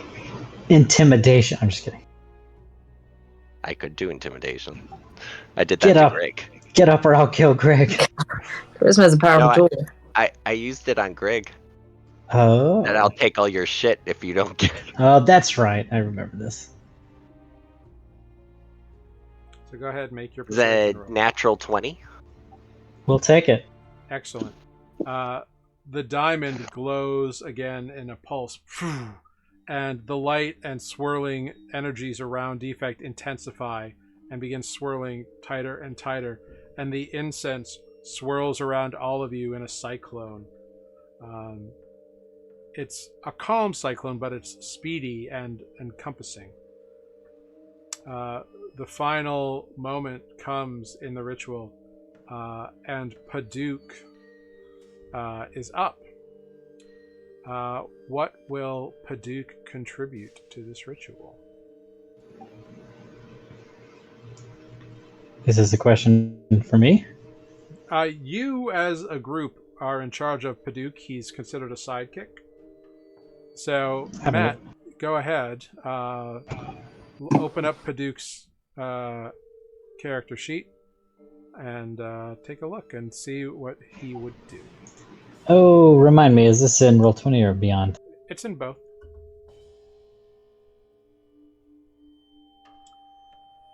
Paduk Quickwing, the Scarred Elect. I see. Well, he's a pretty wise guy too. And he is a cleric and the chosen of the Mistress of Glens. He's helped me out here, party, but perhaps he can do some sort of wisdom check. What would it be? I'm looking for where the skills are here. So he's got skills in he's trained in medicine, perception, religion, and stealth.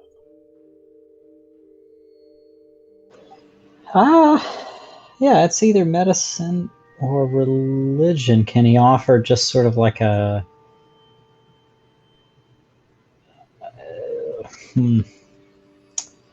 Either or. I'm a little torn, because if he did medicine, I'm not sure if he really knows how to, like, fix a construct, but that is something he's strong with.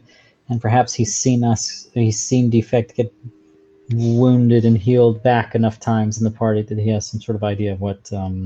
I mean, he knows that healing magics work on Defect. Yeah, there you go. Medicine check? Okay, great. Go ahead, roll a medicine check for Paduk. 25? 25, very nice. You see Paduk at that last moment. He's been watching you this whole time. This is a spell that he cannot cast. So he watches what you're doing, and then in those last few moments of the spell, you see the little pendant on his above his armor begins to glow, and as he hovers there next to you, he begins kind of mimicking your movements, and a greenish energy begins to come from his amulet and entwine within yours and suffuse around, kind of in a counterbalance to your yellow energies. And at the height of the ritual, both the yellow energy and the green energy go crashing into the diamond, which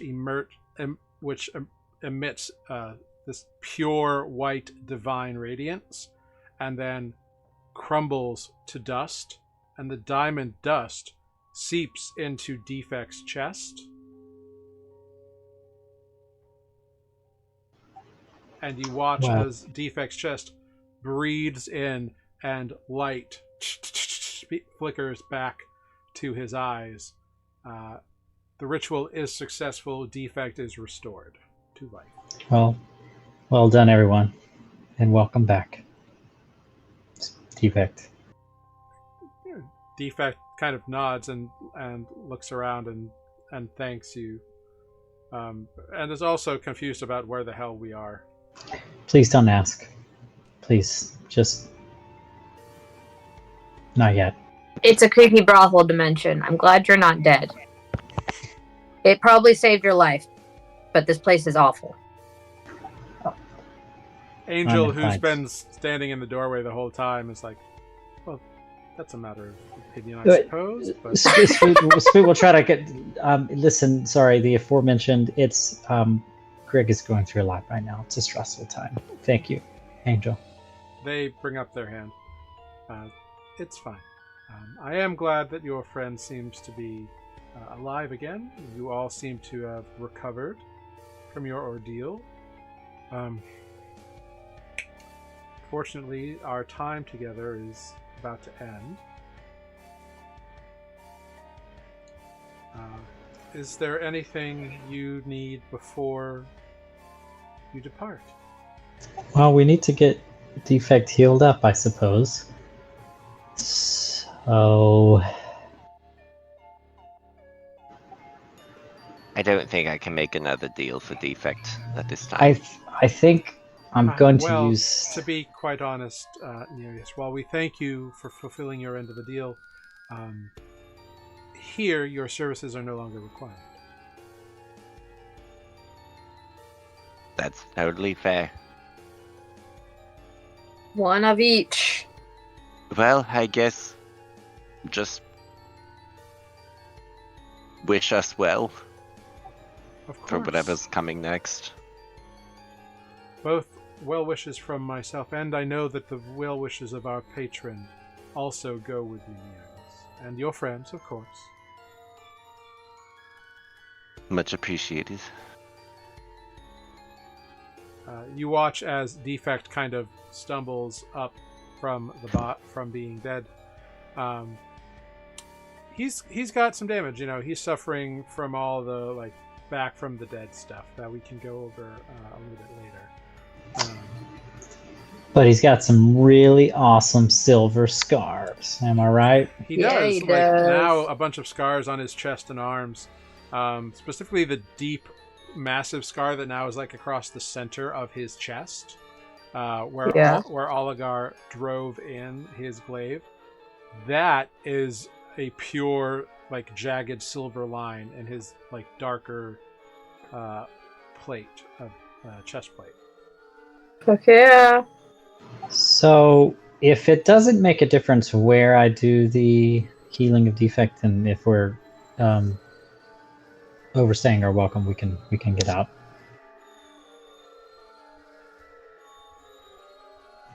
It's just a matter of me casting a couple of spells, I think. So if we're getting teleported back, that's fine. Otherwise, I was going to say I was just going to do it right now. I mean, you can do it right now. It's up to you. She's not kicking you out, but she's our time together is at an end. So you've got, a couple minutes maybe. Yeah, understandable. So this is all going to be a fast explanation, but Defect, you should put this armor on, and I'm going to hand him Oligar's armor. Defect Did looks you wear armor? Defect looks confused and is I don't wear armor. Oh, that's right. This would be who's this good for? Olive? Does Olive? No, Olive's a druid. It No doesn't one work can on wear any of this. us. Okay, Yeah. throw it in the bag. We'll sell it. All right. Um, And I could try. That would be hilarious. Are you proficient with heavy armor? Flash of Genius? Now I am. Keyword try. How do I? It would be under your proficiencies on the right side. I love that the two. Anyway, yeah. There's me and Defect can't wear armor. Interesting. Defect can wear medium armor, but he usually doesn't because... That's right, because of Barbarian heavy armor. It's a heavy armor that we're looking at. Yeah, never mind. He's got you can't unarmored rage defense, in heavy armor. so- Artificer cannot do heavy. No. Okay. I'll Well. teach you how to be a cleric, and then I'll teach you how to be a war cleric on the next level, and then you can wear. That's true. Level 3. Anyway, War cleric paladin is my favorite combo. God, it's just so Anyway, Are you R.I.P. bad guys. are you casting healing on Defect? Here, give him a potion. Save your things. I still have a superior healing potion, I think. Okay, let's do that first. I'm also going to explain the nature of the bracelet and how it makes me feel ick. But if we need to use it, we could use it now, and perhaps it's better suited on Defect than it was on Oligar. Thoughts, concerns, comments? Sure. I don't know. I don't have morals. I do, but also we need to save the world. So, Defect, how do you feel about this? Defect has no feelings. Great. Potion first. He's got a lot. He's going to need more than a potion, so I think we're going to have to do both. But I can medicine check, to see how full he is. So let's pour the potion in. Okay. What potion are you throwing into him? I have one superior healing potion. So I'll do that first. Okay. I have to remember how many numbers that is. I believe a superior is 8. Yeah, 8d4 plus 8.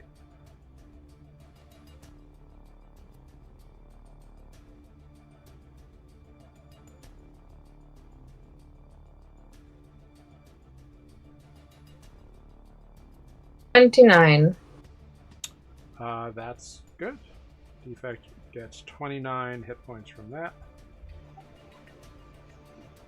Without trying to metagame, could I feasibly say I medicine check and realize that he needs more? Oh, he's nowhere near full. Yeah. Like, he still looks rough. Let's crack open this bracelet, I think. I mean, there's a possibility. Yeah, let's just do it. I'm not sure we have time for a short rest or anything, so.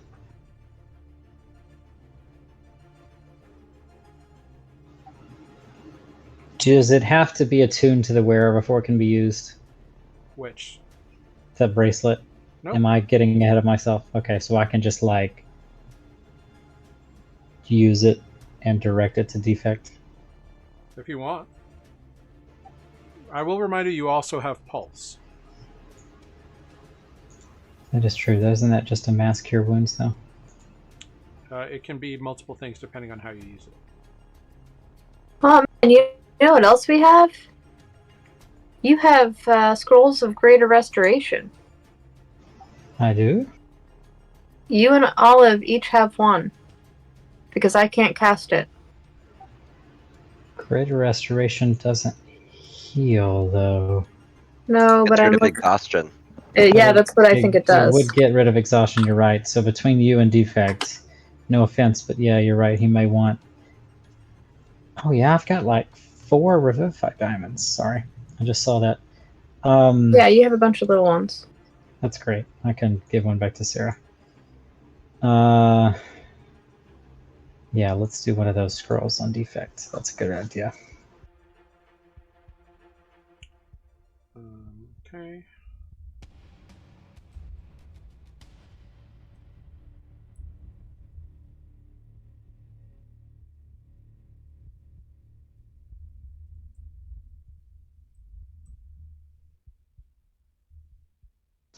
I don't think Mass Healing Word is going to give enough healing to defect in this moment. And also, I think it is better suited in a moment where we all might need a little healing. Heard. Or 2 of us are down. Actually, I think it's going to be far more important to pull a couple of us off the ground than to give him 10 hit points now. So I'm not going to use it. And I'm going to go back to the spooky necrotic bracelet and hope that the gods don't frown upon us when I do this. So it's basically the heal spell. So as a reminder, currently, Defect is suffering from a -4 penalty to all attacks, ability saves, or saving throws and ability checks. If we have a Scroll of Great Restoration, that should clear the exhaustion, which should clear that, question mark. Not all of it. No, like, it will reduce... If essentially each casting of Greater Restoration, I will allow to reduce that by 1. Oh, bummer. Like, it doesn't just get rid of all of it. Yeah, that's fair. He's got 3 levels? He's got 4. He's not... Defect is not exhausted. Only Grig is exhausted. Oh, Yeah. I understand. He's like... Defect has real just bad. come back from the dead. Yeah, that's right. Like, he wasn't revivified like Olive was, where it was just a few seconds. Defect has been dead. And that is an ordeal. If you read the spell, it tells you. Coming back is an ordeal. You get That a -4 whole... penalty. Sorry, our DM said we'd talk about it later, but I think it's best we talk about it now. Yeah. I'm gonna maybe... Let's do... Oh, gosh. How bad is the exhaust? It's probably better on defect, isn't it? And then I'll have a spell. I have Greater Restoration, so I can take it down another level. Well, that's all my 5th levels, but that's okay. I think that might be worth it. Well, the scroll doesn't do a spell slot. Yeah, so it'd be 1 level gone via the scroll, and 1 level gone via the spell. I see. So he's only got 1 level of... And then it kind of puts him on exhaustion level, I guess? Is that how... Sorry. No, so it's not exhaustion. He will just have a -2 instead of a -4. Yeah. It doesn't get rid of the stuff. It just reduces it. It just makes it less bad for this next combat. I gotcha. Yeah. Let's do it. Burn the scroll. I burn the spell slot. Knock off 2. I think he's got to be in tip-top shape as much as we can make it. Yeah. Yeah, you can totally see that. Can we convince Olive to do one for me so I can at least walk around? As Sarah is not here, I'm not going to say yes for her. The answer is most likely she would. Yeah. But just take a note about that question, and if that is the case, we will deal with that at the appropriate moment. Got it. Actually, yeah. I'm sorry. Let me think about this real quick. If it's just he's got a -3 to hit instead So, of a casting -4, Greater Restoration as a spell requires a diamond worth at least 100 gold. which I do have. Great. If you have it, But you can now, now I'm thinking if it's just a matter of like a -3 versus a -2 on like an attack, I should. It might be wiser to hold on to it in case something really. He also can just give himself advantage whenever he wants. Yeah, exactly. So let's hold on to it. The scroll, good idea. Spell, let's wait. Okay. So he's at a -3. Correct. And there's other things I might be able to do to help him as well. We'll see. Yeah. That are lower level spells. I mean, like blasts or something, you know.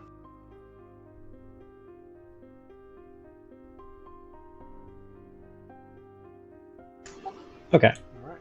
Great. Glad we cleared that up now. Let's not overstay our welcome. I'll thank Angel again, the spooked. Angel, thank you very much. I don't know. It has been a pleasure to host you, Spook. I do hope that you all fare well in your adventures. You will find that not much time has passed at all, indeed. Best wishes, and we will return you from whence you came. Go in the embrace of our patron. And as soon as they say that, the walls and floors kind of become these purpley blue tentacles and like rise up, and one wraps around each one of you. A little one wraps around Paduk, and you all feel warmth and like comfort. Nereus, you feel gratitude as well, and appreciation, and a sense of love that the others don't feel. And you are all pulled down into the floor by the tentacles, and then you are deposited back on the bridge right where you came from, and you see that the pile of dust that was once Oligar is still blowing away in the wind, and this crazy storm is crackling above you, going pretty strong. Any one of you can make a nature check. I'll do it. Great. Paduk will help you, so you have advantage. Amazing. 30. Very nice. It's like the storm's raging. It's really hard to figure it out, but based on everything, you think you've probably been gone maybe 30 seconds. And you figure you have about 2... Oh, pardon me. You figure you have about 2 hours until the stroke of midnight. Oh, God. Hey. All right. What else do we need to do before we move on? Defect? You feeling better? Medicine check. Yeah, this is just for me, like, to say I've done it. I know he's not fully healed. Yeah, he looks rough. Like, you know, he's back from the dead, but he's still not doing anything because you only gave him the potion. You didn't do anything else. Yeah, he's got 29 hit points. I know he's got more than 100 total. Well, he's got 30, but yeah. Oh, great. Only one that matters is the last one. That's true. And he's not an orc, so half orc. Let's do the bracelet. Okay. I see no reason not to at this point. I think we're doing this for the greater good. I'm sorry for those souls, but we can't bring them back. I'll say a prayer or 7. Okay. So you say a litany of prayers and release the souls. You see the diamond shatters and becomes dust, and out of the dust rise 7 spectral forms. You see the forms of a human male and a half-elf male and a human female and a halfling male and a bugbear male and a goblin female and a half-orc female, all kind of like rise and intertwine, and through your direction speed towards Defect and rush into his body. Spoot, I need you to roll a d8 for me. Oh boy.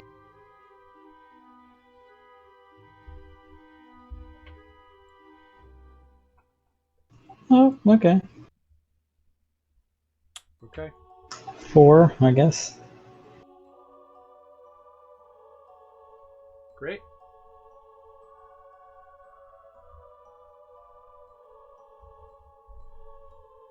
Let me just take this note.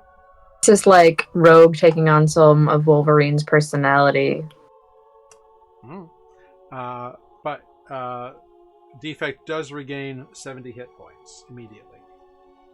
Sorry, Defect, if I have inadvertently cursed you. I'm hoping by Spoot's good soul that this hasn't gone wrong. I mean, it's just a straight d8, so you rolled right in the middle.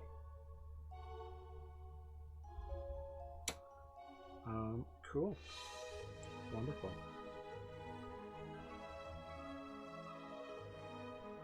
All right. Great. Love it.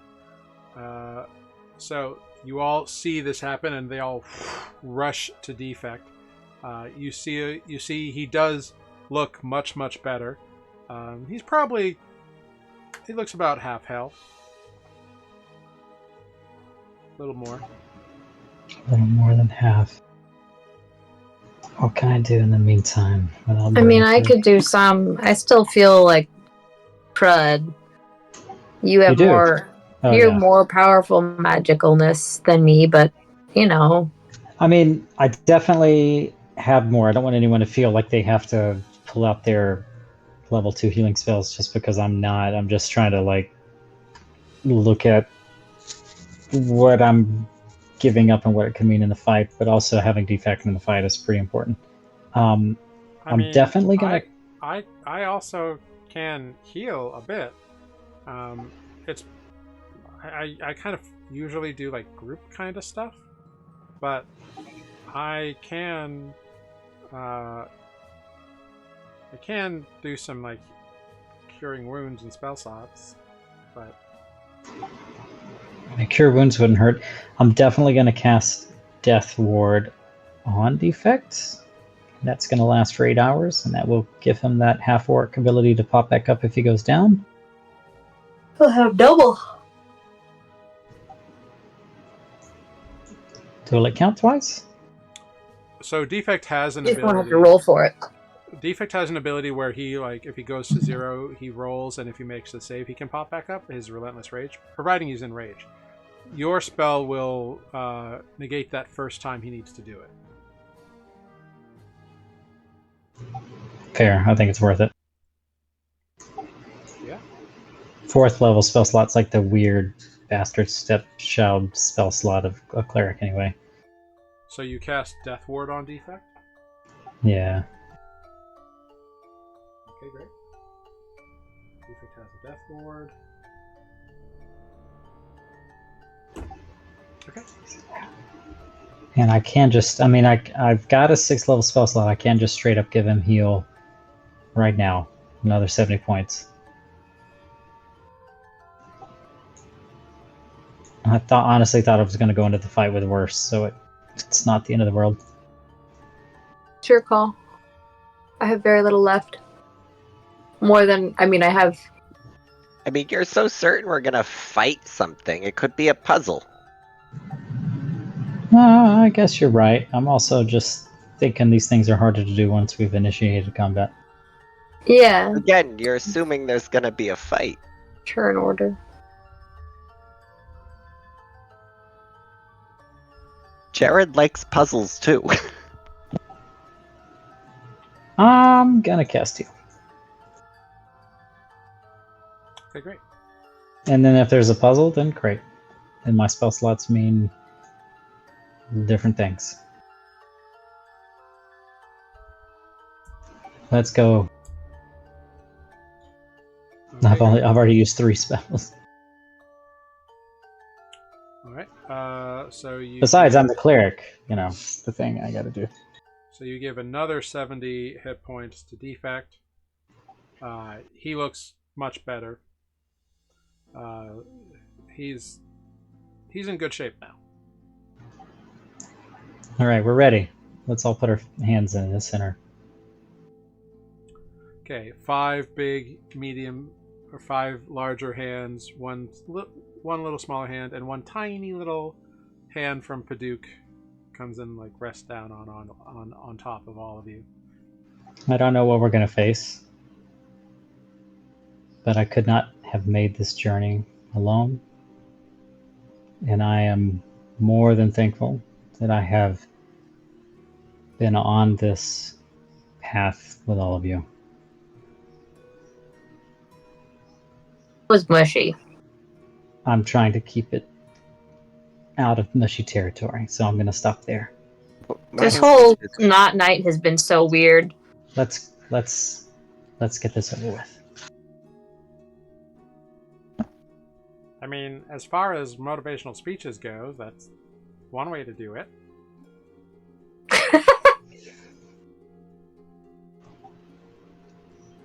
Pats Paduk on the head. I know I'm just like a part-timer here, but I think you all are incredibly powerful, and I think you're going to save the world tonight. That's what I think. If nothing else, we're dying together, I say pointedly to Defect. Fingers crossed it's a puzzle. Fingers crossed it's a puzzle. Which we are historically and notoriously good at. You've had success with puzzles before, yes. We're not that great at it, but I've got a fancy crown on, so... That's true. It is true. Can make up for our human failings. Before we break the circle and say, go team, Spook will just say a little quick prayer in Aquan. The contents of which will be private to the party. I can understand you. Yeah. Except for Nereus. Is it anything specific or just kind of a It's general? nothing specific. It's just... It's like all of the culmination of... Which Spook thinks this is the culmination of his journey. And his reason for existing on Nuuli. And so it's just one final, like, he's not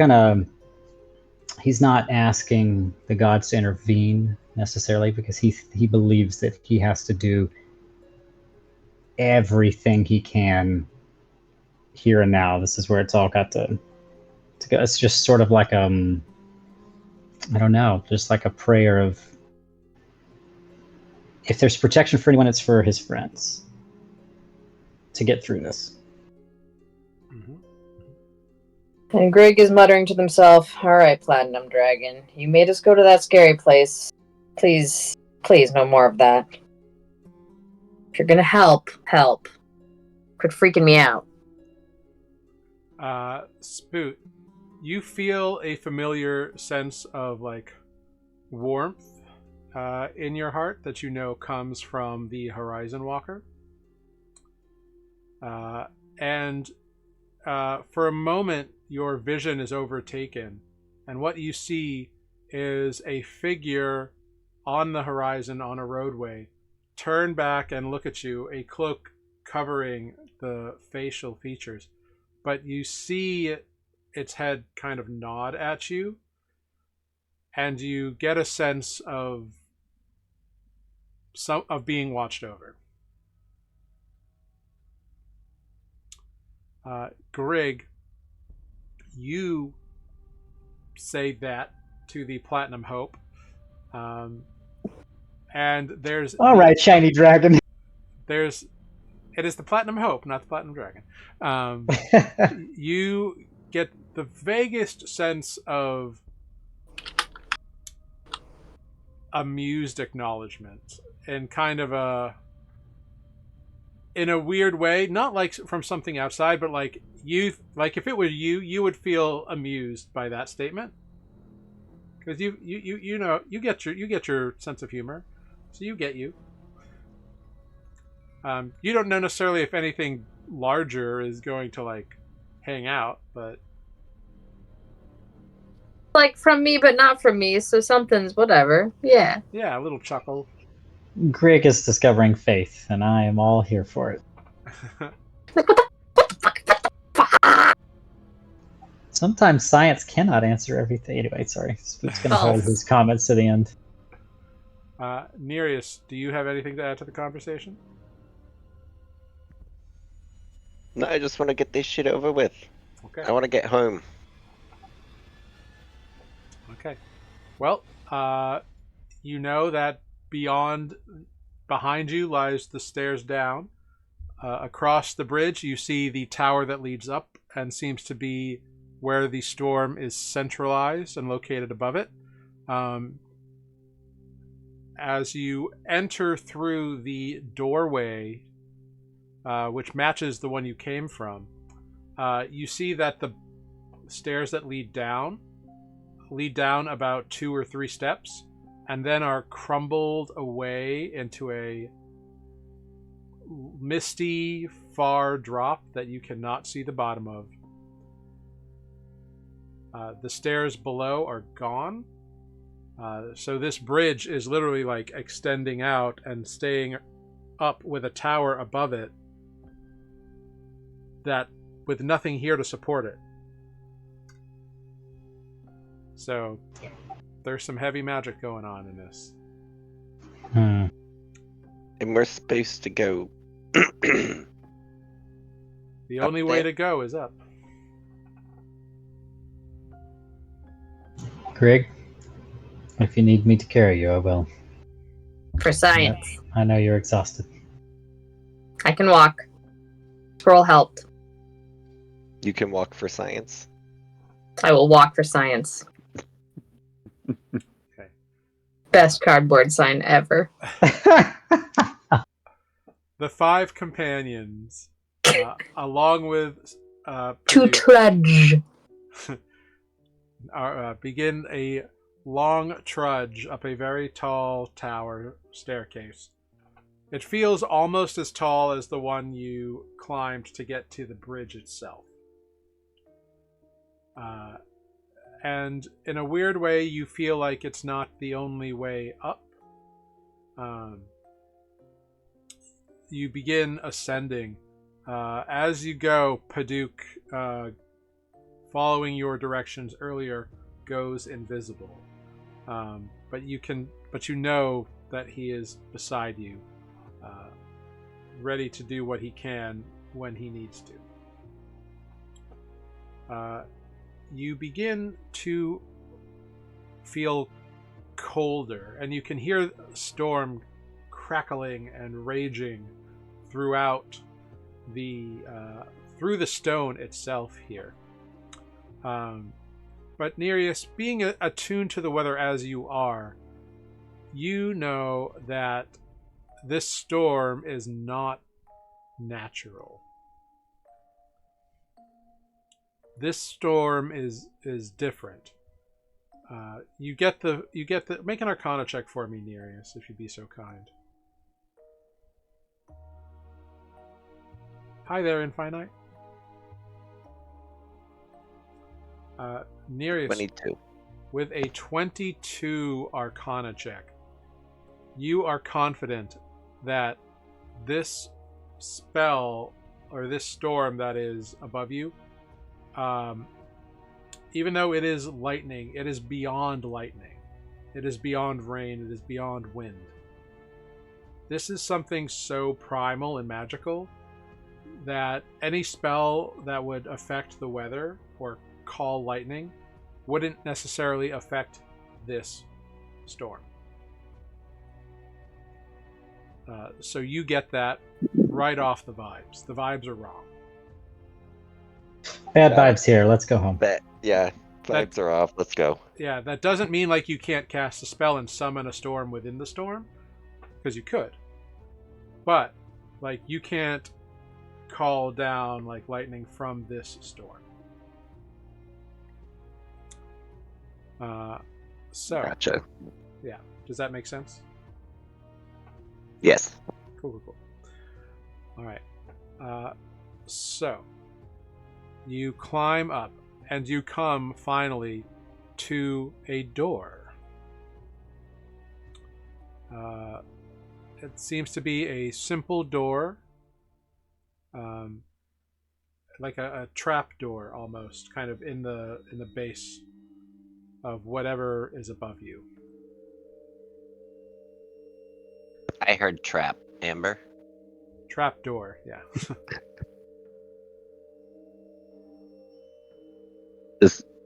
Does Greg Yeah, want to sure. inspect the door? Yeah, sure. He's unmuting. What is that? I forget. Sleight of hand? Investigation. Investigation. The other thing I'm good at.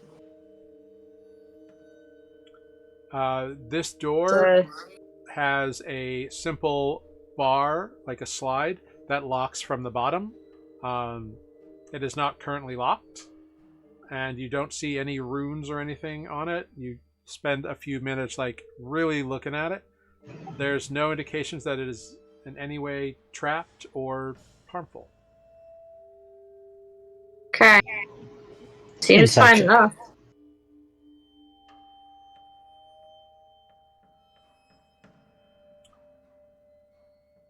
Who would like to open the door? I've got it.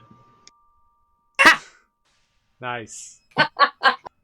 Nice. There it is. Hope you're happy. I've got it.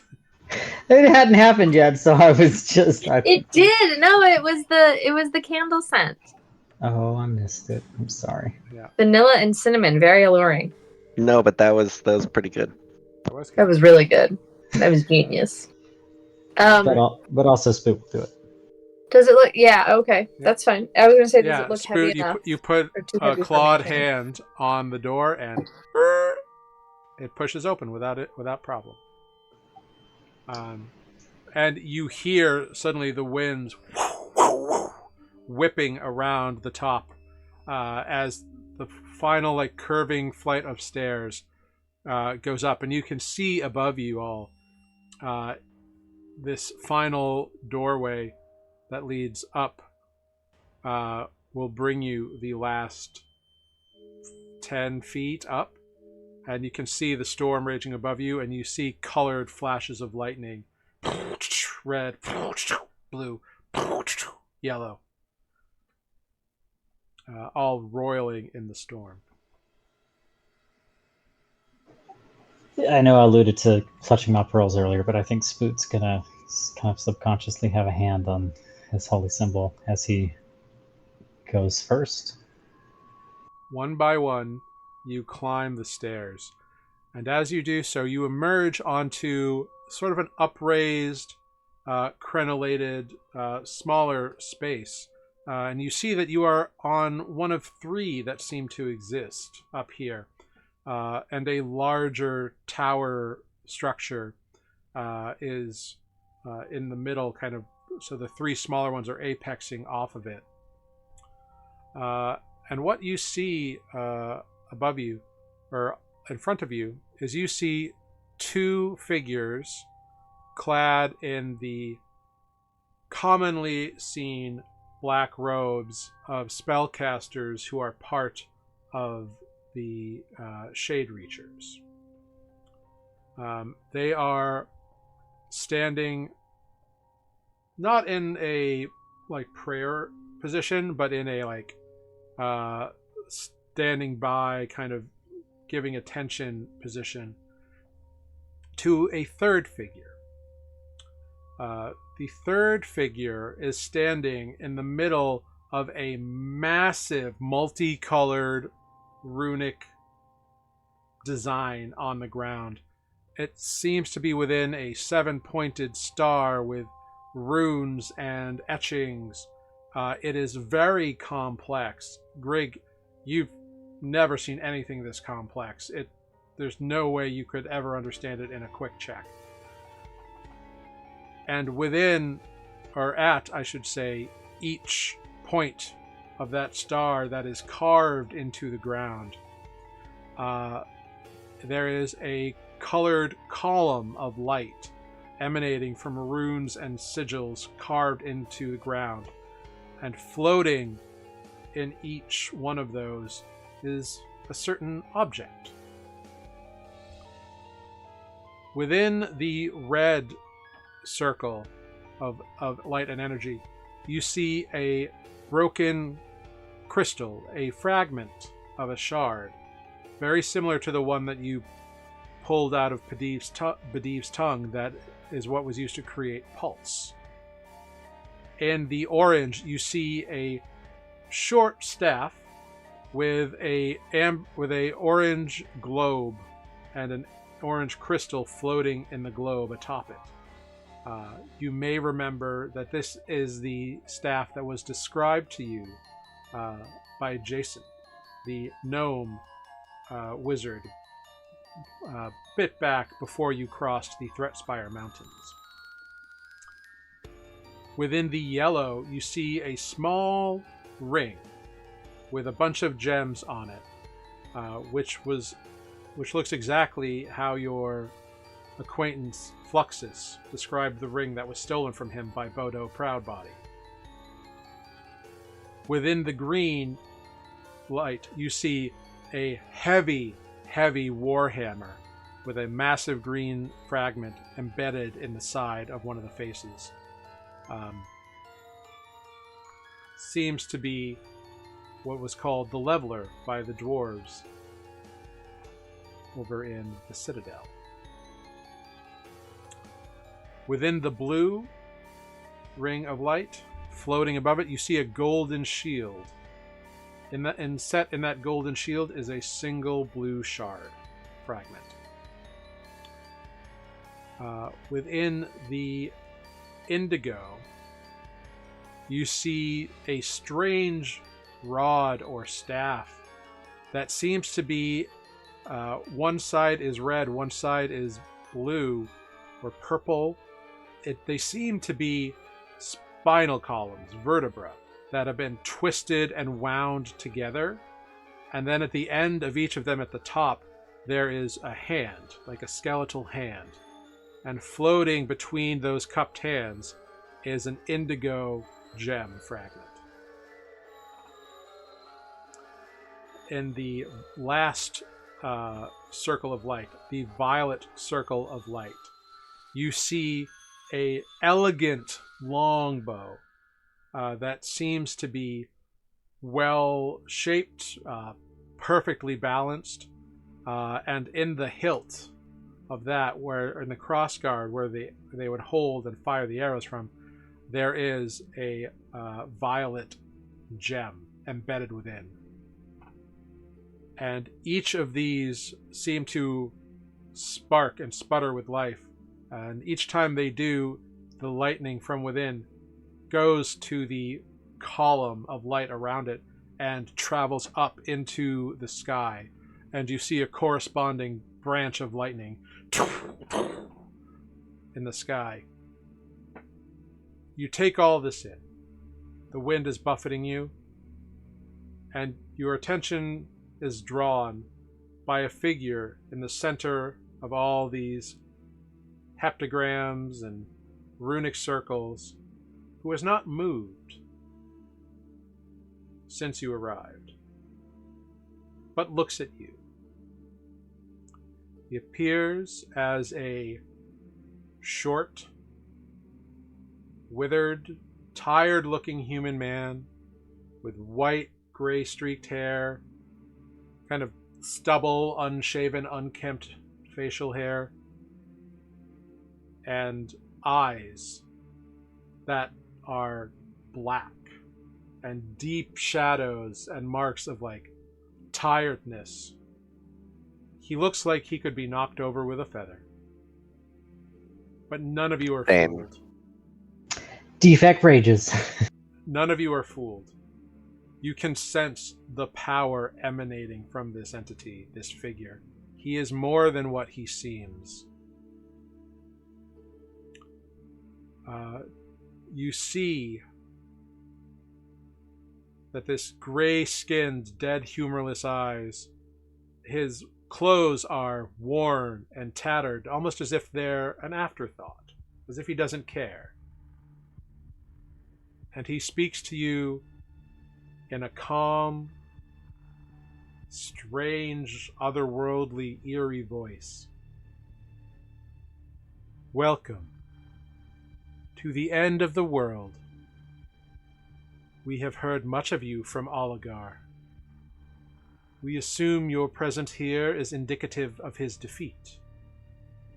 No matter. None of it matters. Soon, upon the completion of the lunar alignment, Nuuli will be remade. We will be remade. You cannot defeat us. Nothing can stop the ritual.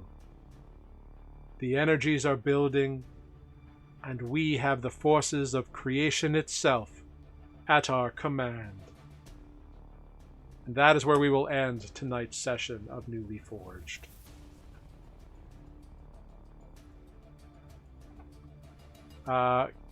Welcome, everyone, to your first interaction with the Ibn Shade. End of the world as we know it. And I feel fine. Everything's fine. Would you like to, would you like to see the map that you'll be facing next time? Yeah, you set the stage. Let's see it. All right. Let's indeed take a look at it. Let's see. Paducah is invisible, so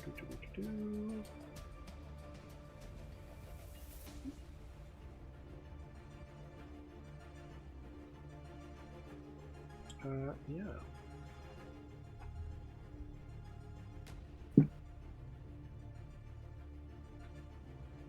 All right, let's bring you all over.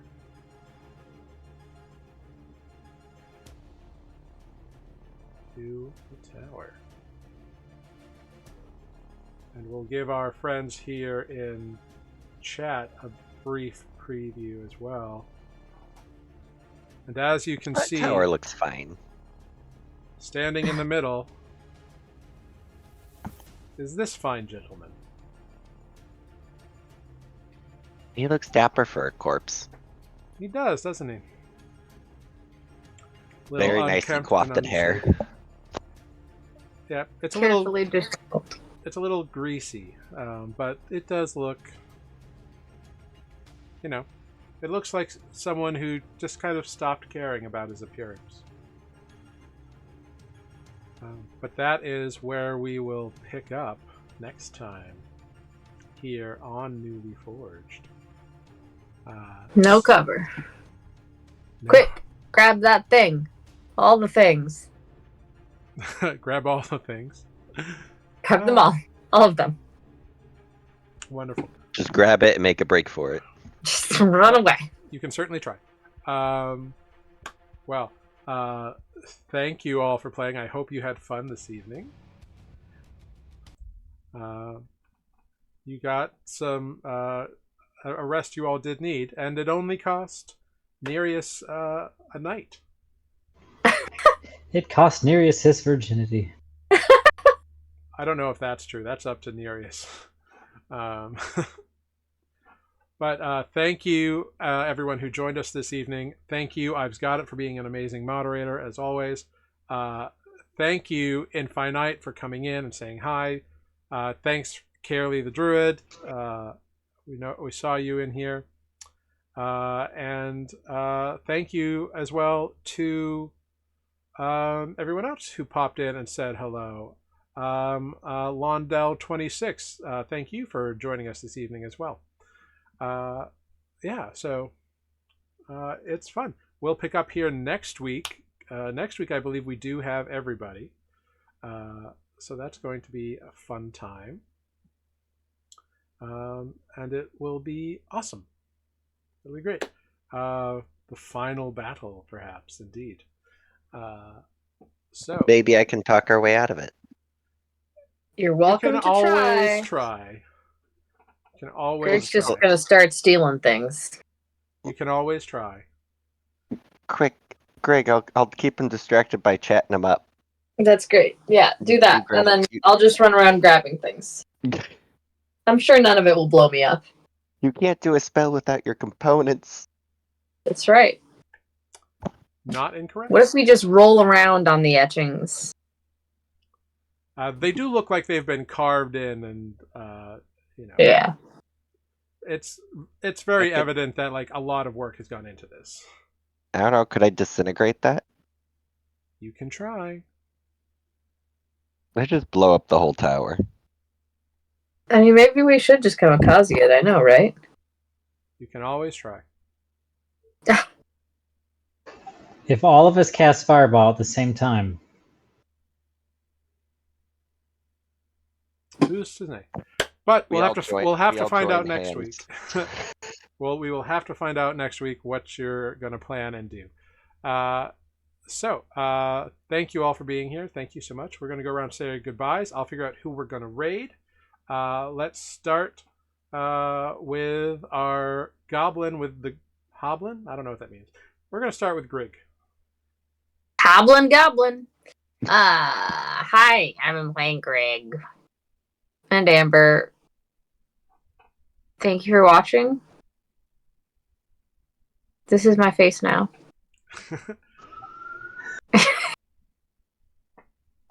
it's going to be so fun. Wonderful. It'll be so fun. It is so fun. It's always fun. Yeah. It'll just, be deadly. Yeah, it'll be great.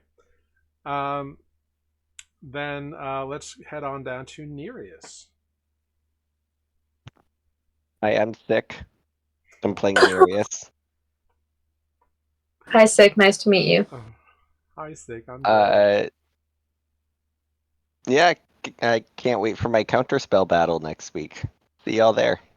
Yeah, it's gonna be fun.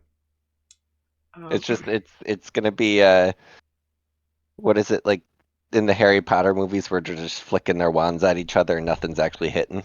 Right. Yep. Cool. And Matt, Spoot, go for it. Hi, Matt. Playing Spoot. Looks like I get to play Spoot for one more episode at least.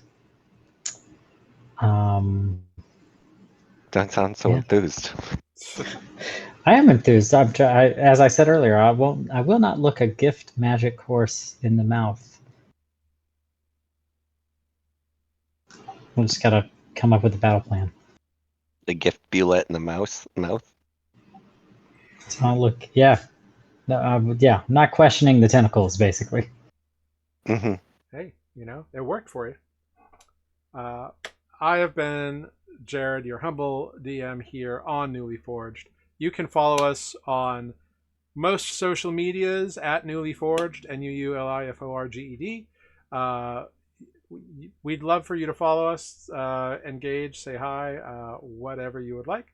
We're going to raid over to Dungeon Scrawlers, let them know that they've been newly raided, and we'll see you all next time here on Nuuli Forged. Thank you for being here. It's crazy out there. Be kind, be safe, be smart, use your best judgment, and people are people, and that's all we got. I don't have deep profoundness, but I'm excited for this final battle. So, yay! We will see you all next time. Goodbye. Toodles. Bye. Bye.